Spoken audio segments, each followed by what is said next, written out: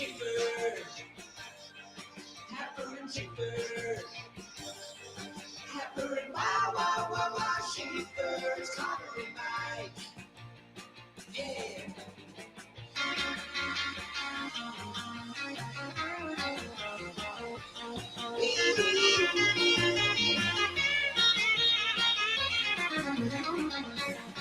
Happer and Schaefer. Happer and Schaefer. Happer and wow, Schaefer. It's Connor and Mike. All right, good morning and welcome in. Happy Thursday. It is Happer and Schaefer here on 1620 The Zone, 1620thezone.com. Connor Happer, Mike Schaefer, Joey Warcola this morning. Hi, guys. Good morning, gents. Hello. What's up? What's up? Football. Rain is coming down. Football? I don't know about anything about that. Rain, I do know a lot about A lot that. of rain. It is. It's depending on Loud where you're rain. at in town, it's coming Yeah. down. Splash. Pretty good. So Lots be of careful splash. out there. Now, what's this about football, Joey? There's some preseason football games on tonight. Why does your hat look like it was given to you by the restaurant Shenanigans? Well, this was given by my folks down in Colorado. They found it at some random thrift shop. So I guess Did it already come with the flare? Yeah, it did. It There's did. many Yeah. you meet the requirement of pieces of flair. Yeah. I'm not a fan of one of the pieces of flair on the hat. I'm pointing. No, the one right here. The Favre? Yeah, the Favre one. I'm not Wow. thrilled I about mean, that. you could take the flare off if you wanted. But I can't. I don't want to do that. That Okay. Tchotchkes, that's what it's called. Okay. And then there's like a second rival restaurant from Office Space. Is that well, Shenanigans? I know is Shenanigans is Super Troopers. I messed that up. Tchotchkes is where they make you wear Yeah. all the pieces of flair. And then there's like a rival restaurant. Yeah, what is right? a rival And I can't restaurant? remember what that restaurant is called. Yet another great Mike Judge creation. I feel like, I mean, it's obviously close with Shenanigans, but they don't make you wear Flingers. flingers. Flingers. They don't make you Yep. wear quite as many pieces of flair. And they're like trying to woo Jennifer Aniston to go work there or whatever it is because of the flair conversation. When she quits her job, it's like such a Yeah. fulfilling moment of that movie. Fantastic. Just telling off the server. I'll probably do for a rewatch on that sometime soon. It's been Yeah, a it has while. been a little while. Yeah. That was like a I've probably seen that movie as much as almost anything just because of how often it'd be on It's Comedy on TV Central. all the time. Like you'd watch the full version of it, and then you would catch the Comedy Central version where they're cutting off just a little bit here or there to make it fit. Which it on makes it television. so much worse. It really does. I don't love, or I never was someone who really liked watching movies on like broadcast television because I want the full experience. I don't Mhm. want the commercial breaks. Mhm. Now we have streamers, and so you watch a movie on a streamer. Could be another restaurant. A Yeah, streamer. Screamers is a restaurant, but streamers Screamers, I can't believe is a thing, but yeah. never been. No. I kept telling people I wanted to go, and people had went. It's like, no, you don't. If you've been near then Screamers, I you know what happens at Screamers. The bit basically became I would tell people that I'd want to go, and then they would tell me how much that it really wasn't that great of an experience for them. I can't imagine. So, Sorry. but yeah, I mean, like now trying to watch a movie, you either get the great experience if they put all the ads up front, Yeah. or you get the Amazon Prime experience where they're just dropping in 17 different ad breaks across your 1 hour and 25-minute movie. We do or not whatever like it that. is. They're terrible. We do not like that. Not a big fan. Headley writes in on YouTube, bad hair day for the crew today. Well, it could never be a bad hair day for me. I don't have any. Ooh. I decided to mitigate my whiteness on the stream by wearing a hat today, and I think it's worked. It's working. Thank you. I think I'd gone like consecutive days without a hat, and I thought people might be concerned if I showed up for a third straight day without a hat. So, Rain, hat. I think it just makes sense together. yeah, there could be that too. I don't know. No, and then Joey obviously was trying out for flingers. Yes, I am. Not Flingers, who's trying out for the other one. Tchotchkes. Yeah, Flingers wouldn't want his flair. They would be like, yes, take off your Brett Favre flair. Shani writes in, is Office Space one of the movies that you see on TV and even though it's in the middle, you finish it? No, I don't think it's. I would hang in for a while. It's not specifically that kind. Like that because you don't need to watch the whole movie of Office Space in order to get the laugh out of it, right? Right. Like I don't feel the need to complete Office Space. I could dive in at any 15-minute period and enjoy it. Well, because especially there's like certain parts that if you can catch, you're just gonna have a big smile on your face, like when the office printer scene, or copier, whichever one it is. Well, that's amazing. Anything involving the Bobs, I pretty much love. Bob. I love the interviews of people with like their job. Bob. I'm a people person. A people person. Oh man, so good. What a show. So good. What a movie. But I don't need to like finish it every time. So I don't know what category of movies that would be. It's a separate one. It's a different category, but we'll call it the type of movie where you sit down and every single time, it doesn't matter where you're at, you're just excited. The drop-in movie. You're just excited that it's on, right? A rewatchable, I suppose, if you will. It's a term. Somebody would call it that. Some people might even come up with a podcast empire around it and do a lot of movies. All right, today on the show, Brian Christopherson will join us coming up at 8:30. We'll talk Husker fall camp with him, and Thursday 8 o'clock I have an opinion, and we still, by the way, have we're always looking for some sort of incentive to get people to share their opinions with us. We still have 4 more bonus entries to the Oregon contest, the Oregon game contest. Yes, we do. I would imagine 1 or 2 might be doled out to that. I'm willing to commit to offering up one of the bonus entries to the best opinions that we get today. You got it. So, and then we're in good shape because we'll have at least 3 tomorrow, and we could just toss them out like candy, or maybe we'll just have one more. Who knows? So, get your opinions in for I Have an Opinion coming up at 8 o'clock this morning. Hopefully everybody travels safe out there today. A little bit. Those puddles, they can really sneak up on you. Lots of splashing. I imagine that car we saw on the Dodge Expressway just incorrectly hit a big puddle and then got out. I hit one of those exiting off the expressway onto regular Dodge, and my car hydroplaned a little bit, and I was like, the puddle always looks like fun, but do not go barreling toward the puddle. Yeah, I wasn't even like trying to barrel. I was just trying to exit. It's just it's unavoidable. There's nothing you could do. But you just have that skid moment. And you're like, I'm glad it just, kind of went straight. That worked out. Any kind of veer, you don't really have room. Yeah. So be safe out there this morning on the roads. Of course, we'll have traffic updates throughout the show. People forget that. Elsewhere today, we have a variety of different topics that we'd like to get to you. Did you see the news overnight regarding Jaden Daniels? I saw it. What's he doing? I saw it like last. So I like fell asleep early last night. Woke up. One of the weird sort of experiences where you weren't intending to sleep, fall asleep, wake. It's like I took a night nap, and then wake up, kind of look at my phone, see that story, laugh because it seems like it's an April 1st plant story that's supposed to make you believe that it's real. Oh, good one. But it's real. But maybe it's some sort of plant story. Yeah, I mean, if you wanted to give someone a reason to think that Jaden Daniels is a bit out there, this would be it. Yep. So we'll have that today. He is sicking his lawyers on LSU for a very specific reason, which seems like not very a sad reason. A very sad reason. Not a big deal at all. A big injury for an early season Nebraska opponent yesterday. Some basketball stuff that I want to get to. Did you see Tulane's Mardi Gras jerseys? No, I didn't. I saw this on there. I was like, I'm going to wait. I'm sure you're going to show it on the. We have to spend some time on this. We will show it up on the stream, and I want to react to it. Tonight is the Field of Dreams game. Yeah. Which I'm excited about. Hopefully they don't get this big rain. Yeah. Hooray. I think it's headed their way. Feels like it definitely is, and could potentially be there in time for the game tonight, given where Dyersville, Iowa is. Anyway, hope that turns out okay. Who's pitching tonight? What a great question. It's the Twins and the Phillies.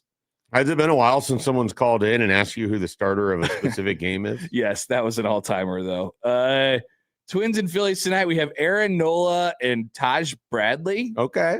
All right. Aaron Nola having a horrible season for him. I was watching I can't remember why when the Royals were playing the Phillies. I ended up watching some of the Phillies broadcast. Oh, it was when they put it on the stupid Peacock or and then NBC, you kind of and get that was like my the- only yeah. option.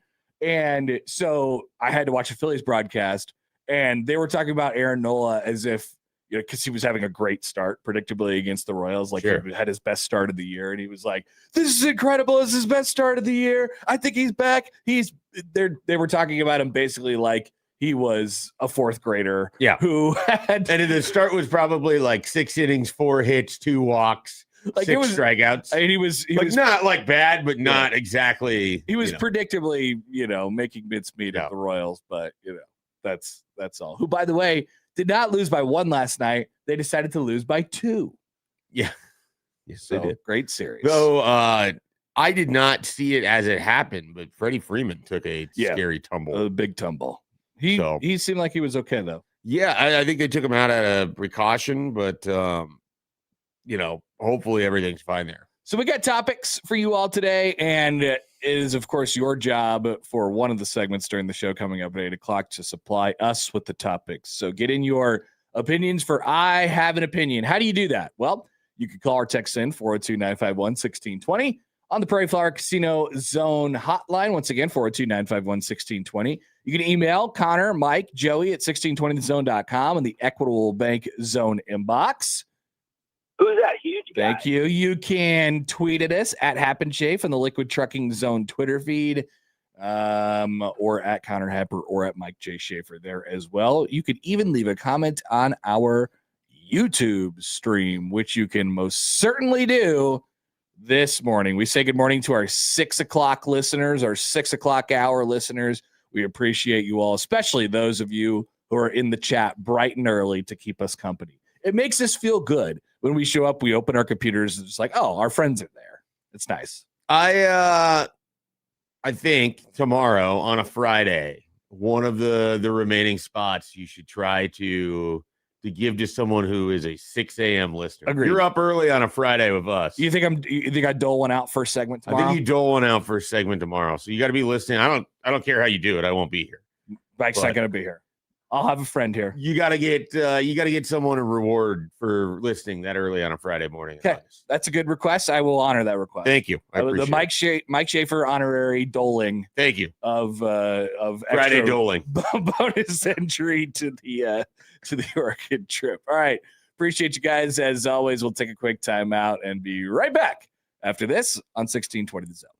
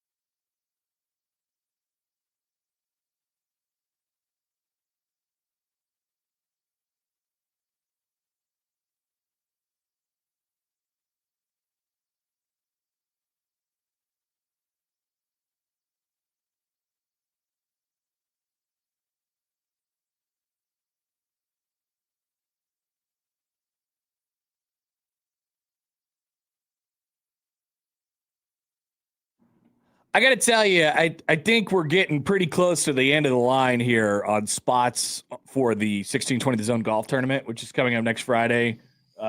Should be. You better. That prize list. Like we haven't heard if like they'll tell us when it's full and then we'll stop promoting it. But like we got to be getting close. Yeah, if you're thinking about it, just do it because spots are filling up. Do it, and then ask your friends later. And be like, hey, you owe me $100. Yeah, I heard the afternoon show was actually matching up. There was like a one guy who was looking to play, and then there was a team that had 3 people that needed a fourth. And the afternoon show facilitated matchmaking, a Frankenstein scramble. That's cool. Yeah, it is really cool. Nice. That's a lot of fun. So that might still be out there. I think Happer and Schaefer, I speak for Schaefer here, we'll make ourselves available for celeb shots or whatever absolutely. it might be. If that's what you want to call it, or schlub shots. I think the further you are away from the hole, the more likely you would want my shot. Okay. I'm pretty decent around the green, not on the green, around the green. Yeah, I'm bad on the green and I might be worse around. You would but think off the tee box, that's where you're more likely to get anything that I can provide. You would think together we'd be a good scramble team. We are not. No, we are not, unfortunately. All right, so sign up. We should try again. We should see if we've gotten better in the years that have passed. With the inconsistencies in, I think, both of our games, I think it's possible that we could fairness cobble to something us, together. Really tough par 3 course. It was a tough par 3 course. I know that doesn't sound like a real thing, but I promise you it was a really hard putt course. I had to take a drop. Went the hazard multiple times. Anyway, it's next Friday, 8:30 shotgun start. Sign up your team. It's just $400. I mean, you're not going to find a better scramble deal than that. And the prizes are incredible. We'll feed you. We'll party afterwards at Phoenix. Head to 1620thezone.com. Set up your team right now. And it is brought to you by Cutwater and T-Box. And if you're good at par 3s, there is a chance for a $10,000 hole-in-one shot presented by Langfelt Overhead Doors. Jaden Daniels, what are you doing? Jaden Daniels, he thinks he is the sole proprietor of number 5 at LSU.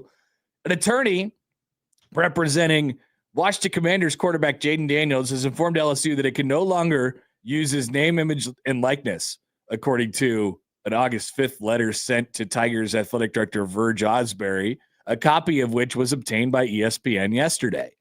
At the center of the dispute, according to a statement from Daniels' spokesperson to ESPN, is that the Tigers are allowing sophomore cornerback DJ Pickett to wear the number 5 jersey that Daniels wore when he became LSU's 3rd Heisman Trophy winner in 2023. Daniels' jersey has not, importantly, been officially retired by LSU, but this would be the first time a player has worn number 5 since Jaden Daniels left for the NFL a couple of years ago. You ready for the statement? It's beautiful. The Daniels family is deeply disappointed and feels profoundly disrespected by LSU's decision to give Jaden's number to another player. Jaden and his family had every reason to believe that his number would remain a meaningful part of his LSU legacy and would be honored and protected in recognition of his extraordinary contributions to the university. Pickett, who was a highly rated recruit out of high school, ended up wearing number 3. This was apparently a discussion. The number 5 thing was a discussion in his freshman year as well. He's going into his sophomore year now. Jaden made it clear that he did not want his number given to another player, and he believed that his wishes would be respected. His Heisman Trophy winning season and everything he accomplished on and off the field cemented his place in LSU history. I think Jaden may have just uncemented it. To see his number given to another player is incredibly disappointing and feels like a failure to honor the significance of what Jaden accomplished at LSU. Dear God. I am officially all the way out on this guy. He only won the Heisman. He did nothing else outside of that. That's also true. That's a good point, Joey. He didn't win a national championship. Yeah, right. and I was reading through the article. Joe Burrow's number wasn't worn, but he won a national championship in that historic season for the LSU Tigers. Numbers don't really get retired in college. Like it doesn't happen that because there are so many guys in the roster. You have to use all the numbers like at all times. And while he did have a great season at LSU, first of all, I mean, maybe this is important context, maybe it isn't. I mean, he didn't start his career there. Yeah, he started at He ended his career there. Started at Arizona State. So I don't even think we need to talk about the actual merit of whether his jersey should be retired or not. I think we could just talk about how bat bleep crazy he is for saying this. So this is where I wish that LSU, rabid fan base, large media contingent for an SEC team, historical program. I wish they had their own Dave Fight because I want to know who else wore number 5 at LSU. Because the thing about Rohan Davey, the thing about the college sports numbers are like there's usually a lineage of players that have already worn it before you came. I would imagine that there are lots of famous number 5s in LSU history. Yes. I look it up and AI gives me some. And I'm like, I don't think that's right. I don't think. And then I look and it's like, no, he wore 40. Looks like he wore 80. So I can't trust AI on this at all. Please don't. But if this was a Nebraska-based thing, I would be able to go to the Dave Fight countdown thing, and I would know all of them. But they have retired 4 numbers at LSU before: 20, 37, 21, and 4. Those belong to Billy Cannon, Tommy Casanova, Jerry Stovall, and Charles Alexander. And they retired. How many of those players have you heard of? None. And they plan to retire Burt Jones's number 7 on November 14th. Yeah. So basically, we're talking about dudes who have played a long time ago. Yeah, a long time ago. And I just don't think you should be retiring numbers in college. I agree. That's my point. I mean, you need to use. There has to be a super unique set of circumstances, and winning a singular individual award on your way to a 9-4 season does not qualify. If you win NFL MVP and win a Super Bowl, like you get in the Ring of Honor for what the Washington Football Commanders, right? Like, and probably you get your number retired or whatever it might be. That's in the NFL. There's less guys on rosters and stuff like that. Like this is, I don't know, man. It once again, I don't think we need to talk about what the merits of getting your number retired are at LSU because it's not happening. And, and I don't know who told him.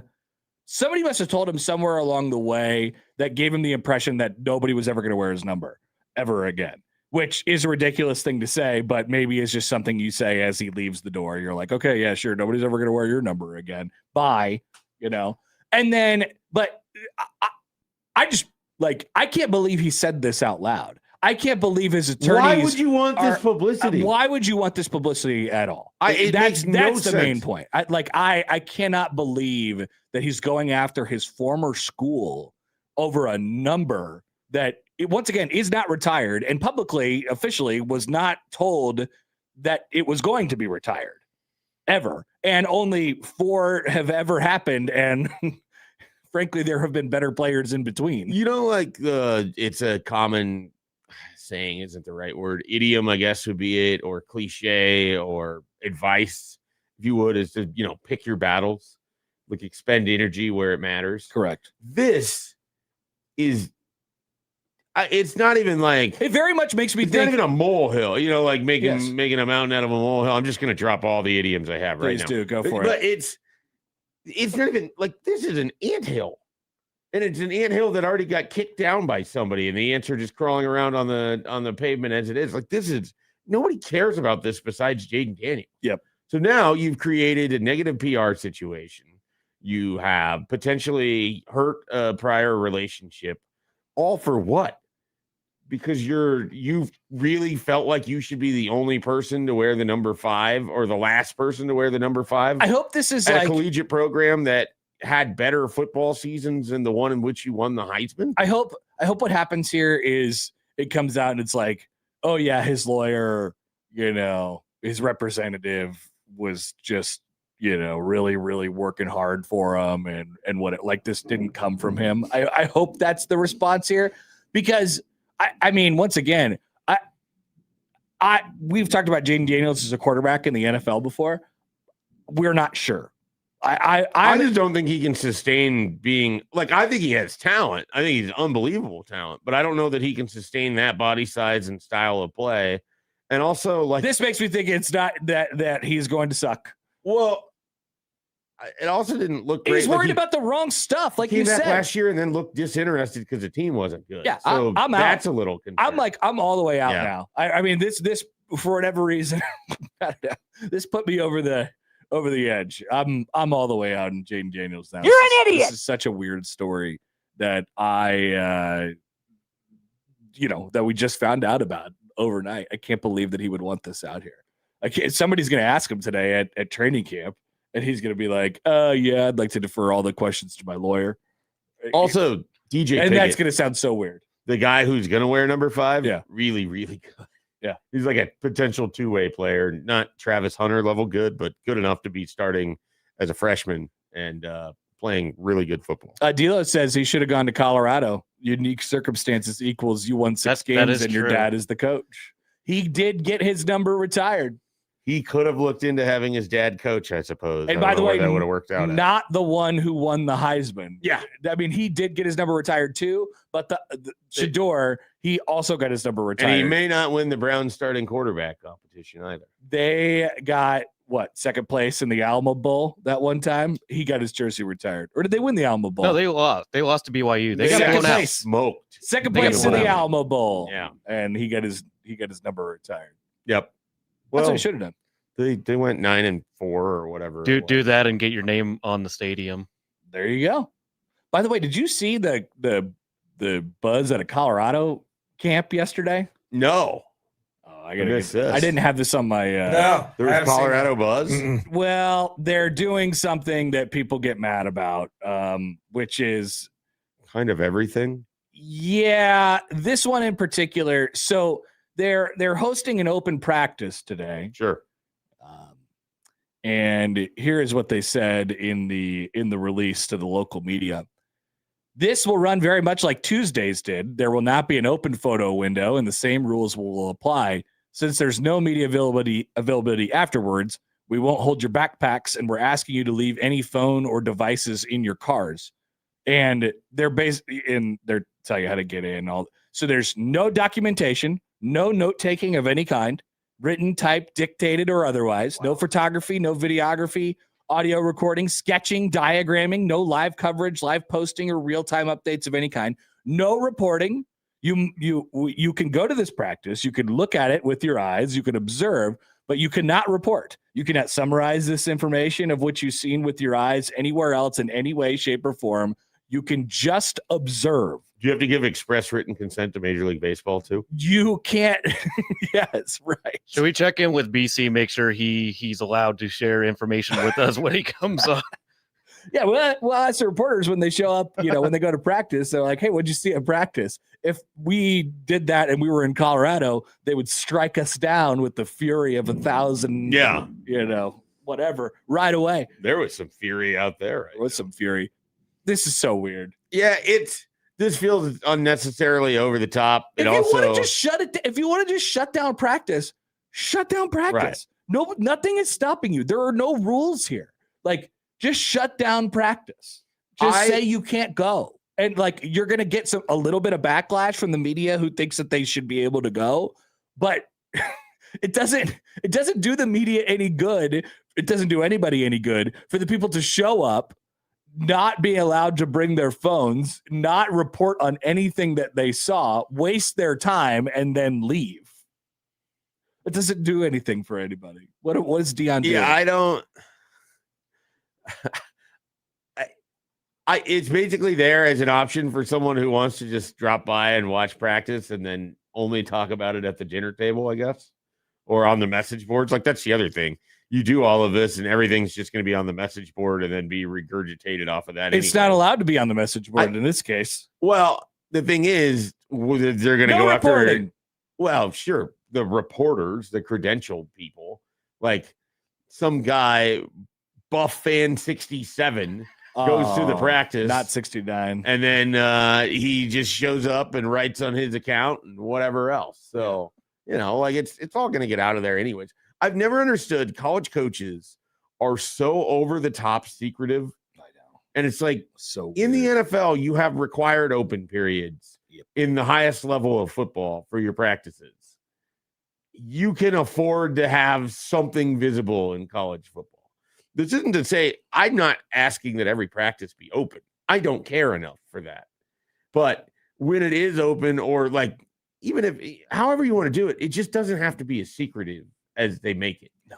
These are not nuclear secrets. Well, and when you do it like this, you end up making a sideshow. You end up making a side story about how much access the media should or shouldn't get or stuff like that. Like you're unnecessarily bringing attention to yourself. If you had, like, once again, Schaefer, I agree completely with what you said. You don't need to open practice all the time, but let's just say you did, and people showed up and they came and go, and they would report on things that happened that they saw at practice. Hey, this guy's running with the ones today. Like, you would be able to get, number one, accurate information out of practice. And number two, you would figure out who knows what they're looking at pretty dang quickly. Sure. And there wouldn't be as much weird stuff that comes out. Instead, when you open it up just a little bit or none at all, you have all these whispers going on behind the scenes, and then you're trying to strike down all the whispers and stuff like that. This was always so stupid. A Bo Pelini era conversation, where it's like they wanted to control every aspect of information, and he got really upset about the Sean Fisher injury news. I remember. And all of these sorts of things. And it's like, all you're doing is then creating this area that allows for, it's a pressure stuff, cooker. It's like neighborhood games of telephone of like, I heard this guy got hurt. Adam Taylor had blah, blah, blah, blah, blah. It's actually, no, he had an ankle sprain, but by the end of it, he lost his foot on the middle of a carry, and his foot flew through the field goal post and whatever else. He and broke then his leg Jay into Terry 1,000 actually pieces. reassembled it with a sewing kit on the sideline. Shout out Jay Terry. Nice job, Jay. Like that's what happens when you just don't. When they would not announce injury stuff that everybody knew had already happened, because everyone has someone who knows someone that was at practice that day.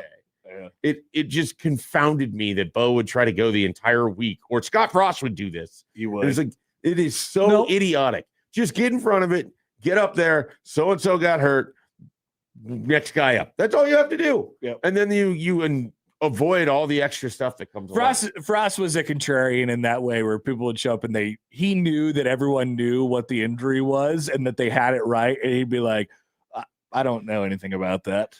Or he would get undermined by his own staff, who would tell you exactly what had happened, and then be like, well, you got to hear it from Frost. And then you ask Frost. He's like, I don't know what we were talking about. Yeah, well, we'll see him at practice tomorrow. It's like, oh, okay.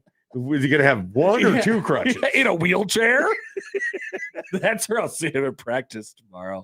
So weird. And these coaches just bring a lot of the negativity on themselves. Yeah. And Deion Sanders has certainly done a really good job with that. Rule does a pretty good job of, if there's an injury, if there's something, a suspension, if there's something notable, I think he's always willing to get in front of it. The access that Rule has given his transparency on whatever, like the baseline stuff, the newsy stuff. Yeah.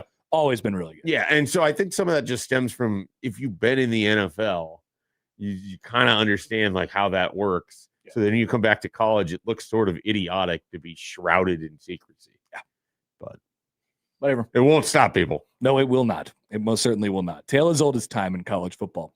All right, we'll take a break. We'll come back. We'll get out the balls. We're running out of Power 4 teams. Joey, what are we looking at? Yeah, how many have we actually gotten to here? Do you have them all separated by conference? Yes, I do. Which conference have we operated Big Ten the most. Big Ten the most. The least we've Big done. 12. SEC. We've only done 5 SEC teams. What page number?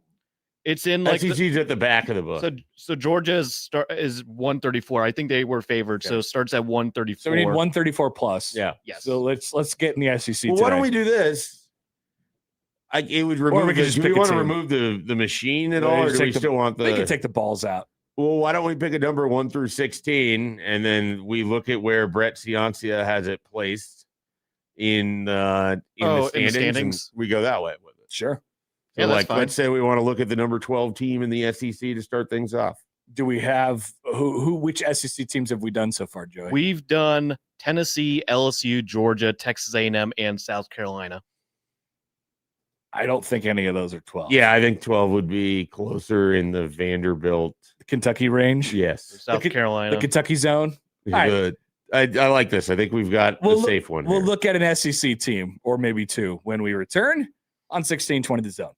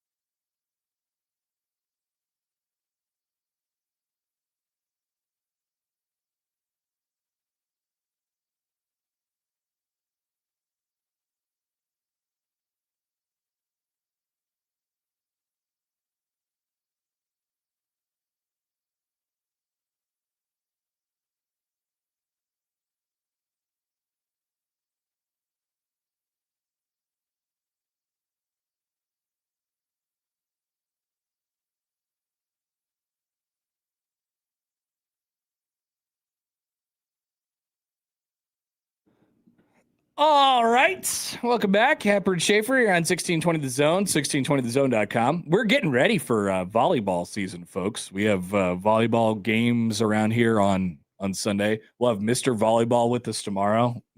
Young Nick, big swim. Do you think you can get them aggregated? I know you successfully did that last time. I wasn't even intending to How get him did that- aggregated. Yeah, I got to get him to say some stuff. I just wanted him to, because I had such an issue with. You love asking people about their jobs. I do love asking people about their jobs. So We you did asked that me. yesterday. I just wanted to know more about Love Volleyball and Love Omaha or Love Nebraska, and I didn't know what the name. Like, I feel like I struggle. I gotta get him to with say that something. one. I'm gonna text him right now and say you better break some news to me. Yeah. But then he's like, yeah, we're going to have a new name. There's going to be different jerseys. There's going to be this. There's going to be that. And then like an hour in, I see Lincoln O'Neill's tweet. Like, whoa. Unbelievable. He's like, hopefully you're good with this. It's like, oh, yeah, he said it all on the radio. So he kind of had to be. Right. Yeah, it wasn't like Lincoln just listened to a private conversation. Yeah, if they want to do just press releases by just having Nick come on the radio and say a bunch of stuff, that's probably fine. I like that idea. That's probably okay. But we have volleyball this weekend on Sunday in both Lincoln and in Omaha. Be on the lookout today. The debut of a new show is coming to the Creighton volleyball social media accounts. Are you ready for this? Inside Creighton Volleyball. Okay. Coming today, featuring ICV. unfortunately, guess who? Me. You. Yeah, me. And Brian Rosen in the first episode. Hooray. Yeah, hooray for everybody. More me. It's trying to good get the that you have volleyball Brian thing. Rosen. No offense to you, but if it was just you talking about Creighton volleyball, Probably wouldn't be able to bring you inside Creighton volleyball. it much. doesn't seem like there would be that much inside or insight. No offense. Nope. Not trying to offend. I think I need help. I need help. Yep. I Okay, need a I'm friend glad we're there. on the same page. All right, so you said that we should go to the 12th best team in the SEC, according to Brett Ciancia, and that's the page that I have flipped to. It is the Florida Gators. What page number is that, Connor? Page number 156 and 7. Okay. All right. So being the 12th best team in the SEC gets you to 29th I overall, saw that too. which is a number. I don't know. They have a quarterback battle going on right now. They like this guy, Philo is his Yeah, name. he came over with Buster Faulkner. So we should start with this. Yes. The new coach there is John Summerall. Everybody loves him. People Nick Saban. love John Summerall. Nick Saban has already, announced that he is going to be great. But people loved Billy Napier. Yes, this is sort of people love the coach that's at Florida because it's Florida and they should be good. Yep. And then they haven't really been that good. So Tell me about this Buster Faulkner. Yeah, so guy. Buster Faulkner comes over from Georgia Tech. Georgia Tech, obviously, with Haynes King. And as we know, Jeep Wade and had success with sort of a power spread offense. That's what they're hoping to implement at Florida. Aaron Philo is a backup for Haynes King. And so you go with Buster Faulkner and you bring in Aaron Philo, and the assumption was that was just going to be the guy. But it does seem like there's an actual battle there. And it'll be really sort of interesting if that's settled right away, or if it's gets into the season and they're just rotating quarterbacks to figure out what they have. So 4 wins last year, 8 wins the year before. 1, 2, 3, 4. So eight with a bowl. So 7-5 regular season 2 years ago, a 5-win regular season in 2023, a 6-win regular season in 2022, and a 6-win regular season in 2021. It's just been not much going on. Yeah. At Florida. And they still recruit at a high level. And they It still still carries a ton recruit. of cachet. It's crazy. They are sort of in that spot where Tennessee felt like it was when it had Derek Dooley and Butch Jones. Yeah. And who was the guy, right? Jeremy Pruitt. Like they're good. They could pop at any time, but They're just cycling until they get the right coach. You gotta that's find the basically right what deal. it feels like. And then Heupel has been the right coach for Tennessee.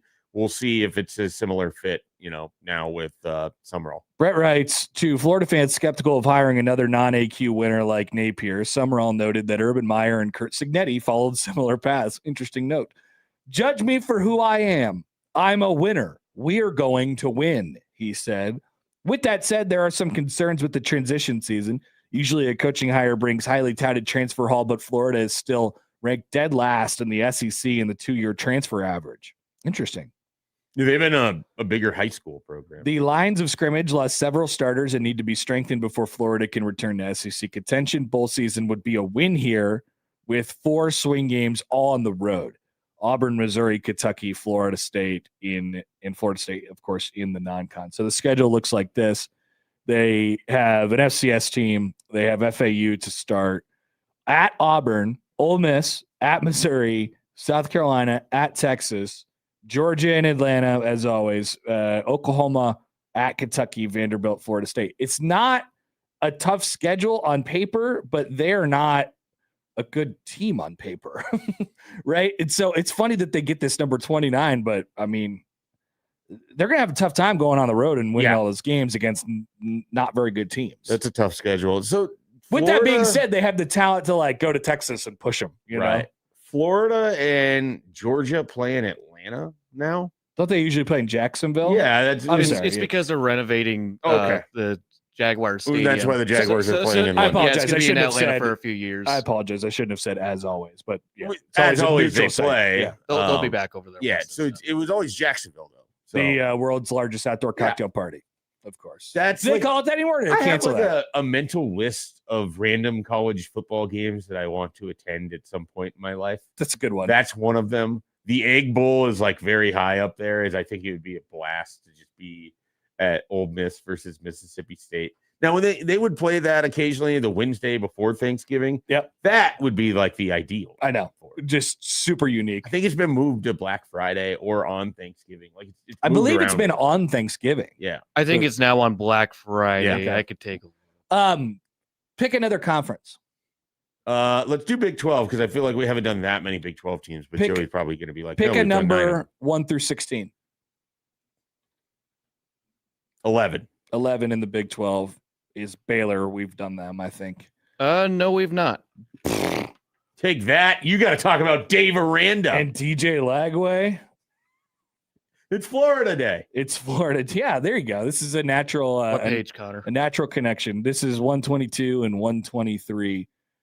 So 11th in the Big 12, picked 11th in the Big 12 and 52nd overall.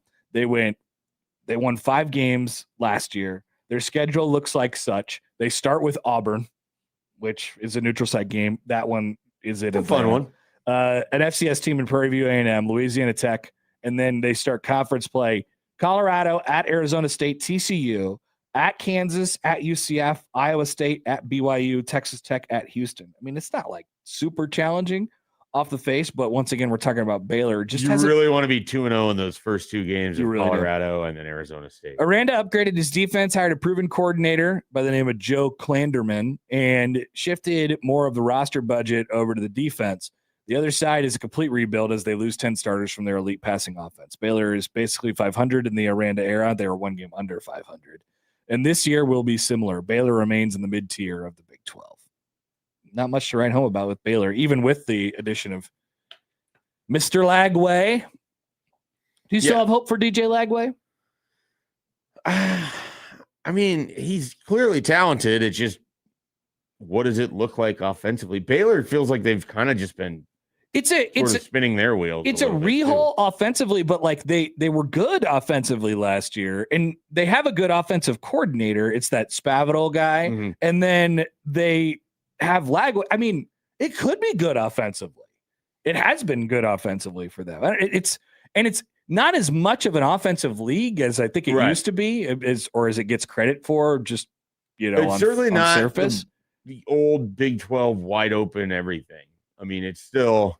I don't know that it boasts of like there's going to be outstanding defenses, but Texas Tech was one of the best defenses in the country last year. There's going to be somebody in that mid pack of the Big 12 that pops. Oh yeah, I think there's some real Kansas State buzz that's out there. Yep. I mean, obviously, so like Arizona State, Arizona, Baylor, UCF, Okie State is that team. They're a little bit higher than mid, but Houston. People think they're a lot gonna, of excitement about Houston and what they have, and the crazy thing is they recruited the number 1 player in the country, signed the number 1 player in the country. And he's not even going to start for them as a quarterback this year. People like TCU this year. Oh, yeah. Max Olson really likes TCU but this year. Only for Baylor, only 1 first, second, third teamer in the conference, according to Brett Ciancia in the preseason, which is not very good. You remember there was a lot of Dave Aranda buzz? I remember there was a lot of Dave Aranda buzz. Feels like that has subsided. There is now significantly less Dave Aranda buzz. Significant. I would say. All right. That's our college football preview. We didn't even use the balls today. But we did talk about DJ Lagway's current team and DJ Lagway's former team. Let's take a break. 7 o'clock hour is coming up. You're listening to Happer and Schaefer on a Thursday on 1620 The Zone.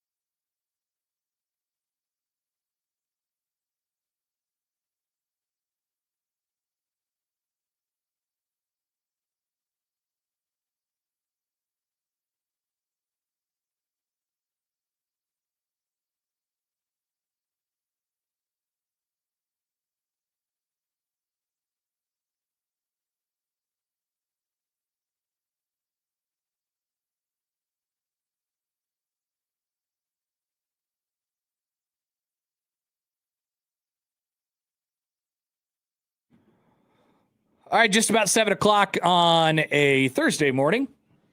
Happer and Schaefer, 1620 The Zone, 1620thezone.com. Connor Happer, Mike Schaefer, Joey Warcola with you. Plenty to come today, including I have an opinion coming up in about an hour. Get those opinions in. Joey has alerted the masses. He sent out the bat signal. He said, If you enter, you will be. So this is sort of confusing. Bear with me. If you submit an opinion, you will be entered to potentially win a bonus drawing, a bonus raffle ticket, basically, for a drawing that we're going to do that could potentially get you to the Oregon game in a few weeks. Yeah. So, that's one thing. It's Accountability. Okay. Accountability. So, it's just one of these things where Sometimes you got to draw to get the draw to get the draw. You got to send in an opinion to have a chance. So get your opinions in and give yourself a chance. 100%. That's what we're talking about. All right. Camp videos are a big thing right now. Did you see the camp video that was making the rounds yesterday? This is from an NFL training camp. No, I haven't seen that. Dana covered it. The Philadelphia Eagles. Okay. Oh boy. Did you see this, Joey? No, I have not. The internet was. But I heard Philadelphia. I'm like, oh, I know something's going down over there. So this doesn't happen, I don't think, right? They put out a video of Jalen Hurts throwing a really bad interception. Oh no. At practice, and people are asking if the Eagles hate Jalen Hurts. I think it's a fair question. It is. I mean, he's like a slow-mo underthrown. Who was he throwing it to? Interception. It was very confusing. Jalen It has Hurts 15 million views on Twitter. Jalen Hurts is one of the more fascinating athletes that we have right now, because I think he's clearly good, but in a way that feels like it's very easy to critique and pick apart. Yeah, he's in such a tough spot because, you could win a lot of football games with Jalen Hurts as the Eagles You can have, win the Super Bowl with Jalen Hurts. but there's no, it's, first of all, a lot of it is because of the Eagles' infrastructure and whatever. And you just know that there's a limit as to what he can give you. Like, if you're down by 14 points, you're just screwed. You more than likely, yeah. In the fourth quarter, he's not going to bring you back. I just saw the video. What did you think? Did you think it was a bad pick? It's hilarious that the Eagles tweeted that out and it says right on cue. I know. Usually you see the franchises protect their quarterbacks. It was 9:30 a.m. I mean, here's the thing too. You want to showcase the good from your defense as well. Like they could play good against your top starters. So I could kind of see both ways there, but just knowing how much questions there are surrounding Jalen Hurts. It's the same thing like with Nebraska. They'll put out videos. Sometimes the guy will make a pick or whatever, and they simply just won't show who threw the ball. That way we could just guess, or that makes sense. Whatever. Like this one, you think it's going to be a Jalen Hurts video. Yeah. The angle it was shot on. It made it look like, and then the defender just jumps out of nowhere, cuts the route. Pretty good. The other part of it is that not only is it an interception, it's a bad one. If it doesn't get picked off, he bounce passes it in like he's Tommy Armstrong throwing to Ethan Carter on a team route in 2015. Some of it is just nice, great reference. Some of it is just the angle, probably, but there were more guys in white jerseys, defenders, than there were guys in green jerseys, offensive players. Yeah, and then so what adds to the entire video is after it's Quinton Mitchell, right, who picks this off. That's who Q would be here. He picks up the ball, gives like a 4-step run, and then punts it. Punts it into the sky. It's just great. I loved it. I love training camp. And then it's also just reminds me, like Quinton Mitchell just reminds me, the Eagles have somehow created this force field where they convince every other NFL team to not take great college football players. I know. And they're like, sure, we'll take every guy from Georgia. Mitchell's another one of these guys that was, everyone's like, yeah, well, that's a top 15 player.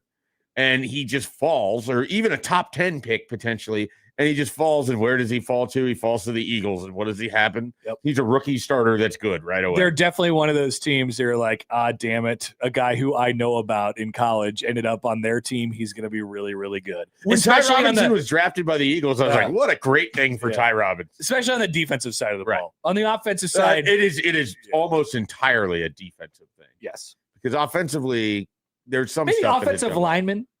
Cam Jurgens obviously worked out. Lane Johnson has worked out. Yeah. But yeah, it's just like, the Kobe Dean seems kind of short for the NFL. He'll just go to the Eagles and be really good. Yeah.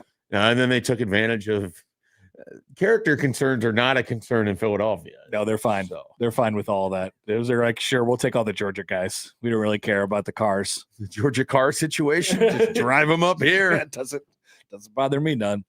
All right, Schaefer, let's get to a Husker topic here. All right. So you brought this up. We're kind of going off the cuff here, but a couple guys came to my mind right away when you asked me this. Dudes, guys and dudes that your opinion has maybe changed on a little bit, and not specifically as a result of the buzz on them in fall camp, but maybe over a long stretch of time, coming off of last year or something like that.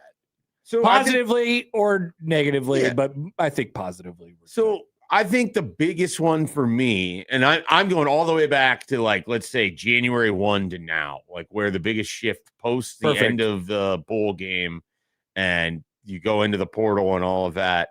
The first name I think of that really wasn't that much on the radar for me in the post bowl haze of you look at the roster and what do they have and who's coming back.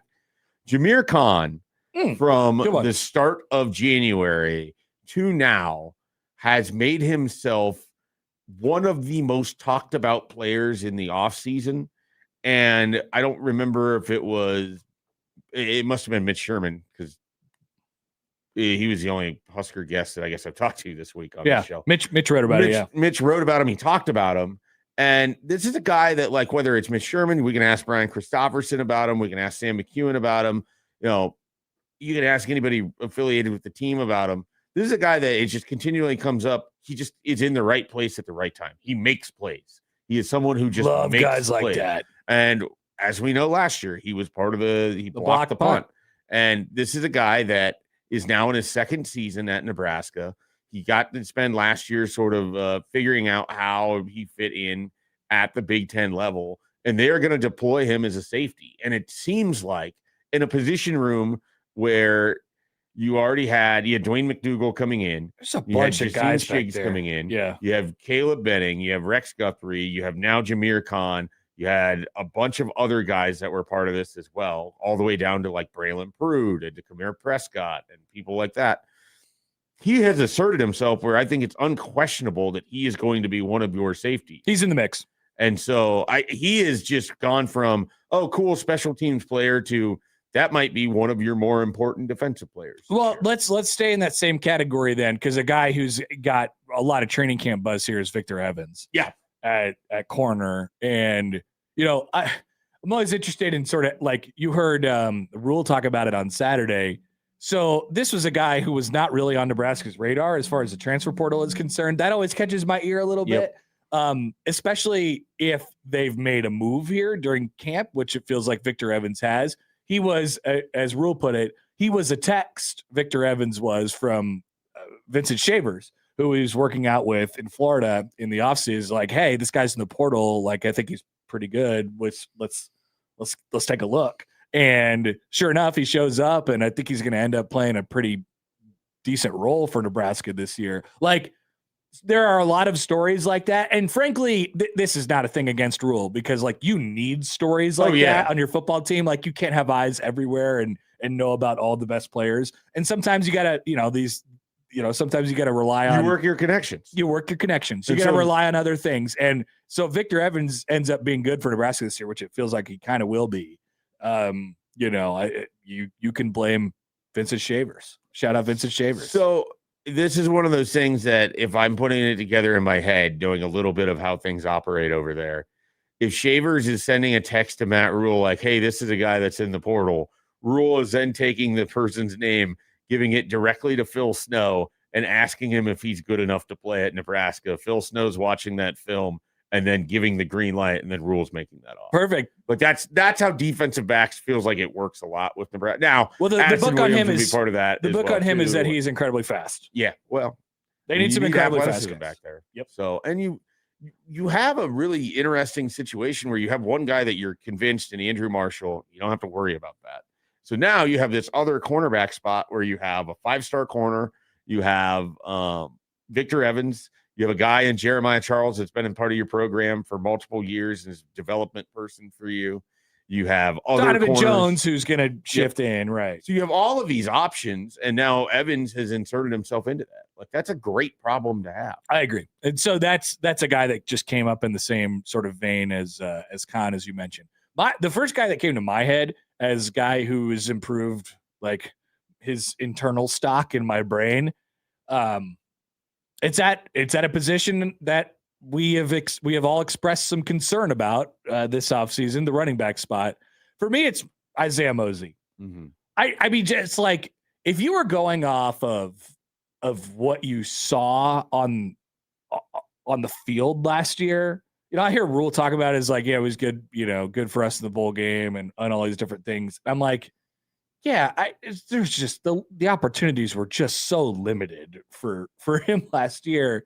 And then you think about it, and you're like, well, he was a running back or he was a wide receiver, kind of at the start of the year. He's, kind of just pushed into this sort of role. And I think it feels like he has this sort of natural feel of a football player. Yeah. And you would think with more experience and more reps at that spot that he's going to end up being a pretty good player. Then you go off what you hear and what people see at practice and things like that. Like for me, I'm not saying that the running back position is like all of a sudden in this great spot, but I'm a lot more confident in Isaiah Mosey than I was at the end of last season. Like that he's going to end up being not just one day he's going to end up being a player for Nebraska, but right now, like he's going to be a player for Nebraska. The biggest thing for me with Isaiah Mosey is that I could completely see what he could be when he was catching the ball out of the backfield, because everything was done with a ton of confidence. Yep. When he was taking handoffs out of the backfield, everything looked like it was mechanical and awkward. And so if that gets smoothed out and we see the version of him that was catching and spinning and running through people and all of that, but as a ball carrier, not just a pass catcher, then I think like you have something there that you can absolutely work with. He clearly has this natural athletic aptitude to be able to do everything. Yes. It just has to, there's obviously a big difference between lining up at running back and then catching versus catching a pass. I just like when guys look comfortable. Right. And he did not look. Yeah. You go back to, and I know this is the first game of the year for me. He just did not look comfortable. I know this is the first game of the year, and he's actually playing in his home city and everything in Kansas City. Those 2 carries looked so bad. Very robotic. Just awkward. Everything about it was awkward. The timing of it felt awkward. Because, like when you step on the field for the first time, you're just trying to do everything right. You're just trying to go where the people are telling you to go. And so I would hope that an entire year of just practicing at the running back position, we found a level of comfort there. Yeah. And that makes him an incredibly intriguing option when you look at a running back race that's completely wide open. Yep. You got 1 or 2 more? There's like some deep cuts. We've heard I've heard a lot more of Caden Echternock as someone who, when you look at Nebraska at tight end. I do think they need another guy at tight end. So I think you could be talking about here is Lindenmeyer, Sorensen. Obviously, Carter Nelson's part of this, but he's sort of a different his own position. And then Echternock might be like what Lindenmeyer was in 2023. That's a really weird deep cut. But Lindenmeyer was Nebraska's 3rd tight end when Matt Rule got here. He was like Swiss Army knife. Yeah, the reason this is not how he would want to be remembered from 2023, but one of the fumbles in Colorado was a snap that went off his leg this time. Honest, that was my first impression of Luke Lindenmeyer, and I was like, well, you got to get this guy out of here. I don't know what it was his fault. It probably wasn't. It almost certainly everything else that was happening. It was probably on the field Jeff Sims' fault. Yeah. Probably Sims or the center or somebody else. Yeah. Sorry, Ben Scott. But, so I think Echternock is certainly someone to like very deep cut, but someone you're going to see on the field more than you might have guessed at the beginning of the year. That's a good one. I was trying to think of offensive guys specifically because I feel like we largely can slot everything in that isn't running back. Yep. And then we'll see what happens with Tree Babalade and Gunnar Gatula. On the defensive line, Jashir Whittington has continued to be a name that has gotten more run as we've gone through things. Yeah, that's one. He would be on my list. Now, some too. of this is if you spend too much time talking to Michael Severe, which I am occasionally guilty of. Well, we might all have to raise our hands on Jashir Whittington. Yeah. And so some of that might just be I've talked to him enough. Yeah. I think the buzz on him has been good for a long time. And it's not just Michael to point this out. Like you hear it from other people. How one more question here in this segment, and we'll take a break. And we want to hear from you guys, 402-951-1620. How deep do you think they'll go at wide receiver? We know about this about fascinates me. Hunter, Barney, Gilmer, and guys who have, like I'm not including Bonner or Nelson in this conversation, right? So like put them off to the side, even though they'll play. They're going to play. They'll play wide receiver, but in like a hybrid sort of way. You have guys who have played before: Cortez Mills, Quinn Clark. There's still Keelan Smith, and do all those guys get run? How many more how deep do they go? Well, and then you got a guy in Larry Miles that they like a lot, but we're probably at least a year away from him having a much larger opportunity. Yeah. So it seems like those 6 plus with the idea that Nelson and Bonner work in, you have 8 wide receivers there. Mm-hmm. I don't know how much opportunity is going to be there yet for a Keelan Smith, but that's a guy that last year was impressing in practice. This year is impressing in practice. Obviously, Quinn Clark is someone that has been discussed a lot. We know Dana Holgerson likes him. He had the jump ball catch in the spring game. He had the 2-point conversion in the bowl game. He's a great athlete. And then I keep hearing good stuff about Cortez Mills. And then Cortez Mills is the best wide receiver recruit out of all of these guys. Yeah. And so the thing with Mills, and talking with Andrew Ivins about this when he was being recruited, Mills is unique because there's not like one part of his toolkit that stands out. He's like good at kind of everything. There's a smoothness when you watch him run routes and play that just looks really appealing. So last year, just to give you some context here, last year, Hunter was the leading receiver at 617 yards. How many receptions? 43. Okay. Barney had 2 more catches, 45, for much shorter yardage because he fell down too much, 484 yards. Dane Key had 39 catches for 452. So pretty even across the board. Yep. We're talking 40 catches for each of those guys and about 500 yards. And then there was a significant, so like you had Lindenmeyer who had a couple hundred. Emmett Johnson had a couple hundred. And then Mills was the next true wide receiver. Mills and Clark. Like 5. 9 catches, 147, and 5 catches, 132. Those guys are weirdly like Hunter and Barney are obviously in the same spot. You just replace Key with Gilmer for all intents and purposes, not exactly skill set wise, but just production wise. Lindenmeyer's still in the same spot. I think you're still going to have a running back threat who catches the ball out of the backfield. And then, so in theory, Mills and Clark are in like the same spot. Yeah. And you've spent a lot of your offseason talking about wanting to be a more run-oriented offense. Yeah. So it's like, so they catch 10 balls a piece this year, tops? This is why I keep going back to, they went out and they got Quasi Gilmer for a reason. And so I just keep wondering if he could just end up being the best wide receiver because they feel like he's the best wide receiver out of that group. Because otherwise I don't know why you went and you got him. Yeah. Because you had these other guys and they like Mills and they like Clark and they like Smith. But they're not going to play as much if you also have Barney and Hunter and now Gilmer. Yeah. Now, health is a big part of all of this too. And you got to have at least 7 to 8 wide receivers you feel good about. Yeah. They have that. It's interesting. They should be a little bit more explosive in the pass game, as we talked about before. And like you said, I think that fits Gilmer's skill set really, really well. But there's still a bit of a logjam at that spot. It's a good thing. They're in a good spot, but I do think you want to bring Clark and Mills along a little bit further this year, if you at all can. All right. Want to hear from you guys. 402-951-1620. The Prairie Flower Casino Zone hotline is open for you. Get in your tweets at Happen Schaefer on the Liquid Trucking Zone Twitter feed. We also got a bunch of opinions that are coming in as well. Thank you for sending those. We'll get to those at the top of the 8 o'clock hour. Be right back on 1620 The Zone.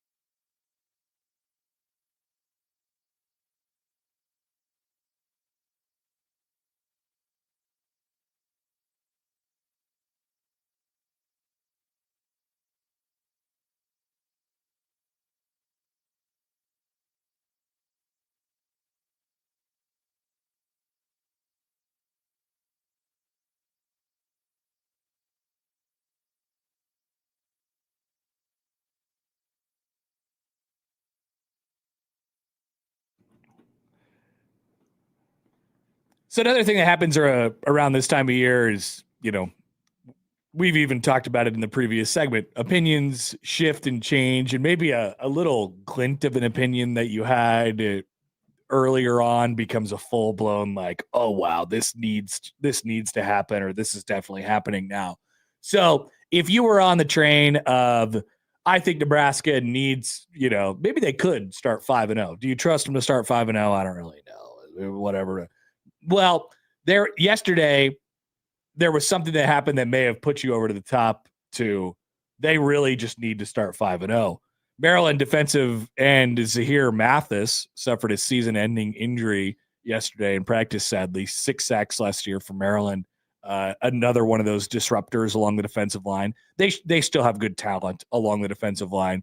Very few people were probably marking the Maryland game as a loss, but you looked at the Maryland game for Nebraska and you said, interesting. Tricky. Interesting. Still can be tricky. I think, nothing much changes, but we're in the stage of the off season right now and in camp where one little thing happens and you're like, Jaden Daniels decides to sue his old school. And I'm like, I'm all out on Jaden Daniels at this point. Zahir Mathis goes down for Maryland yesterday. I'm like, all right, here we go. I'm ready to say it. Nebraska needs to start 5-0. Even though it doesn't really change the math all that much. They really need to start 5-0. 5-0 makes it easier for them to, if they have another November swoon, to handle that slightly better. So, yeah. Plus 5-0 also with the possibility of Indiana undefeated makes that game that you are co-hosting Big Red Overreaction with one Matt Hoosier McMaster. That's right. That would be a lot of fun. I think it would be. Undefeated teams. Potential, we could have the conversation probably about. I'd say after shut the up, Michigan Matt. You State thought they were going game, to get blown out? After the Michigan State game, it could be, do you think game day would come for this? Will Nebraska be ranked? Would Indiana be number 5 in the country? That's right. Nebraska number 24. Thinking about a big noon game against Kurt Signetti. None of that is possible without beating Maryland. Yeah, you got to beat Maryland. You got to beat Maryland. And you got to beat Michigan State. There's some good Michigan State buzz going on right now, too. No, really? Oh, yeah. Have you seen the Pat Fitzgerald videos? Okay, but real buzz or just vibe buzz? Mm-mm. Well, I mean, what's real buzz? How can you have real buzz? Is like the Bob buzz. Yeah, it's not that. It's not Bob buzz. Okay, it's just they have a bunch of really great videos. Okay, coming out of practice. Because the word from almost everyone, and even talking to Alan True or people that are a little bit more connected to the Michigan State area, is that it might be rough this year, but the feeling is that they're getting they're putting things together. I am definitely scared. May not be like a year one. You're gonna want to play them early in the first year, which they do. Yeah, fortunately, I think that's helpful. It is incredibly helpful. If you flopped this with flipped it with the Rutgers game, and you were playing Michigan State on the second half of a back-to-back, Illinois to Michigan State, that would be a bad spot. But you do get early season Maryland, which has been a problem for some teams in recent years, but mostly FCS teams and Group of 5 teams. So I don't know. Towson is what you're saying. It's been a problem for Towson. Maryland has been a real issue for Towson. They have played quite a lot. Towson just can't get over that Maryland. They cannot at this point. Theo writes in, he says, Nebraska will lose to Michigan State. Guarantee Fitzy has week 4 circled on the calendar. I would guess he has week 3 also circled. That's Notre Dame. I think it's going to be rough. They have a ton of new players. It's just not, I don't look for that team to be firing on all cylinders in week 4. Toledo, we'll see if Nebraska is too. Toledo's going to be a close game. Toledo, Eastern Michigan, at Notre Dame, Nebraska start for Michigan State. Yeah, Toledo could be a close game. Pat Fitzgerald. No Jason Candle. He's at UConn now. Oh no. I wonder what the spread will be for their October 17th game against Northwestern in East Lansing. Oh man. Because I'm going to take Woodshed. I'm going to take Michigan State in that game. Did you hear what he said? He goes, I have a whole bag of chips on my shoulder. He does have a whole bag of chips on his shoulder. Do you think he'll do the I can't remember the name of the defensive coordinator. He's a former coach of the Lions. And then he asked his players to carry him off the field on their shoulders after they had beaten the Lions on his behalf or whatever. Yeah.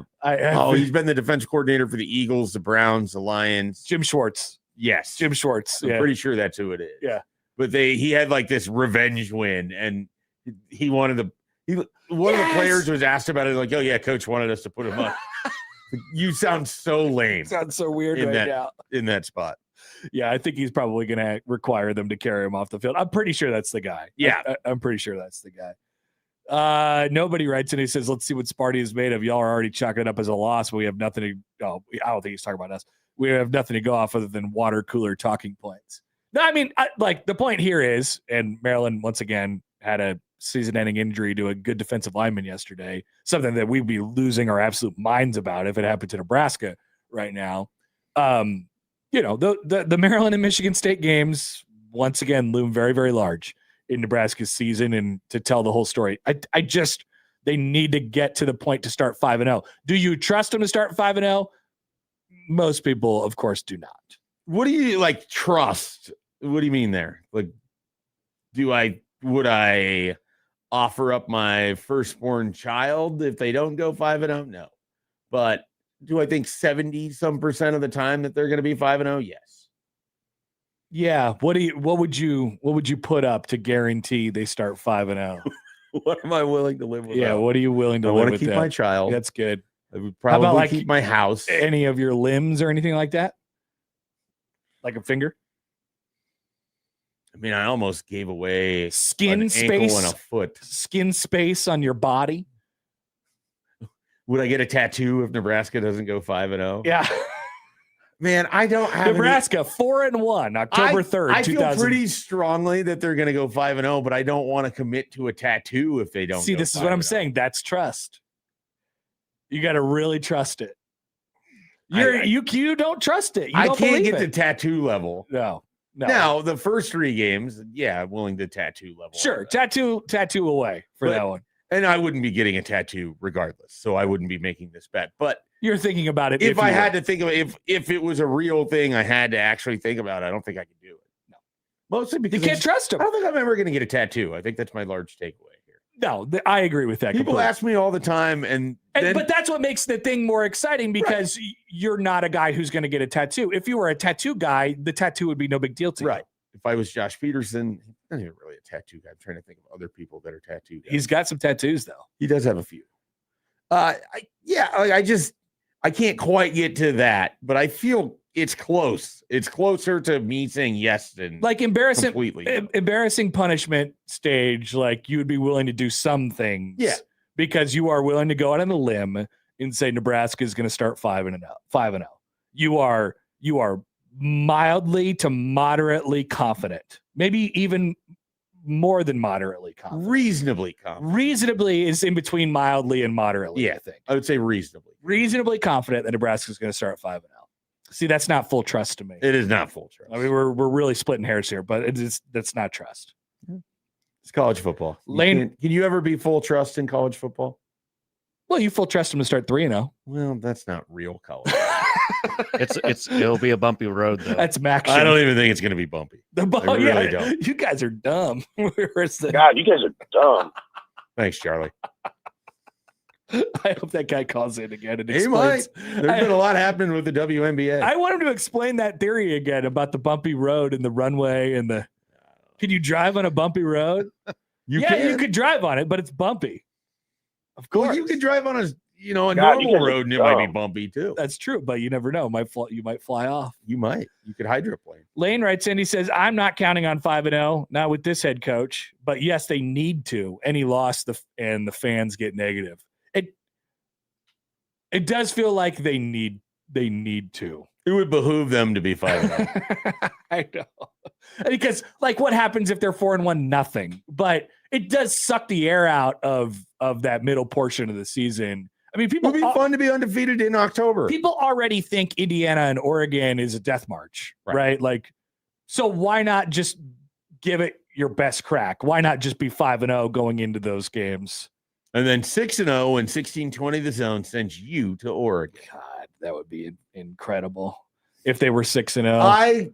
If Nebraska, Indiana, big red overreaction if Nebraska wins. That would just be Would so be the much most fun. must-listen thing that we have had all year. We might not get Brad from Charlotte talking about Oh. the Duke's Mayo Bowl. I would not allow him to call in. No callers. I'd be taking a victory lap the entire time. The amount of victory lap that you would be taking on Matt, he might try to fight you on air. I know. It'd be great. Does that mean I have to show up and watch this all go down? Yeah. Oh, Joey's Are trying to. you willing No. to be the producer for it? I could use this little space behind me as like a little Observation audience. deck? Yeah, an observation or an audience room. Bring a police officer along with you. I think know a Joey guy. should do the big red overreaction producing. Yeah, that you, day. Joey. It feels like you're trying to find excuses to come out of Big Red Overreaction retirement.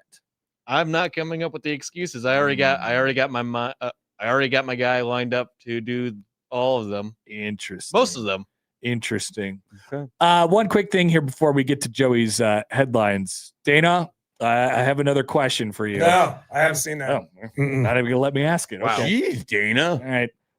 Tulane has been one of the best in the uniform game. Oh, yeah. For a couple of years now. Maybe the best logo in all of college football at the moment. So the wave, the wave uniforms with the light blue, the powder blue with the helmets. I mean, those have been fantastic for a couple of years now. Yesterday they announced their City Connect, or their City Edition jerseys, I suppose. This year, they are going with a Mardi Gras theme. I'll draw your attention to the YouTube if you are not there already. Take a look at those beautiful sons of guns right there. They are a green, like a Mardi Gras kind of fluorescent green uniform with the Mardi Gras script, green helmets with the gold trim, basically. Honk, honk! Oh, look at these. I'm going to show you up close. Honk, honk! Look at those jerseys with it's got kind of green is the primary color, purple, yellow. It's absolutely fantastic. Another job well done by Tulane. Look at the helmet. I love the helmet. Look at that. That is beautiful. Fantastic.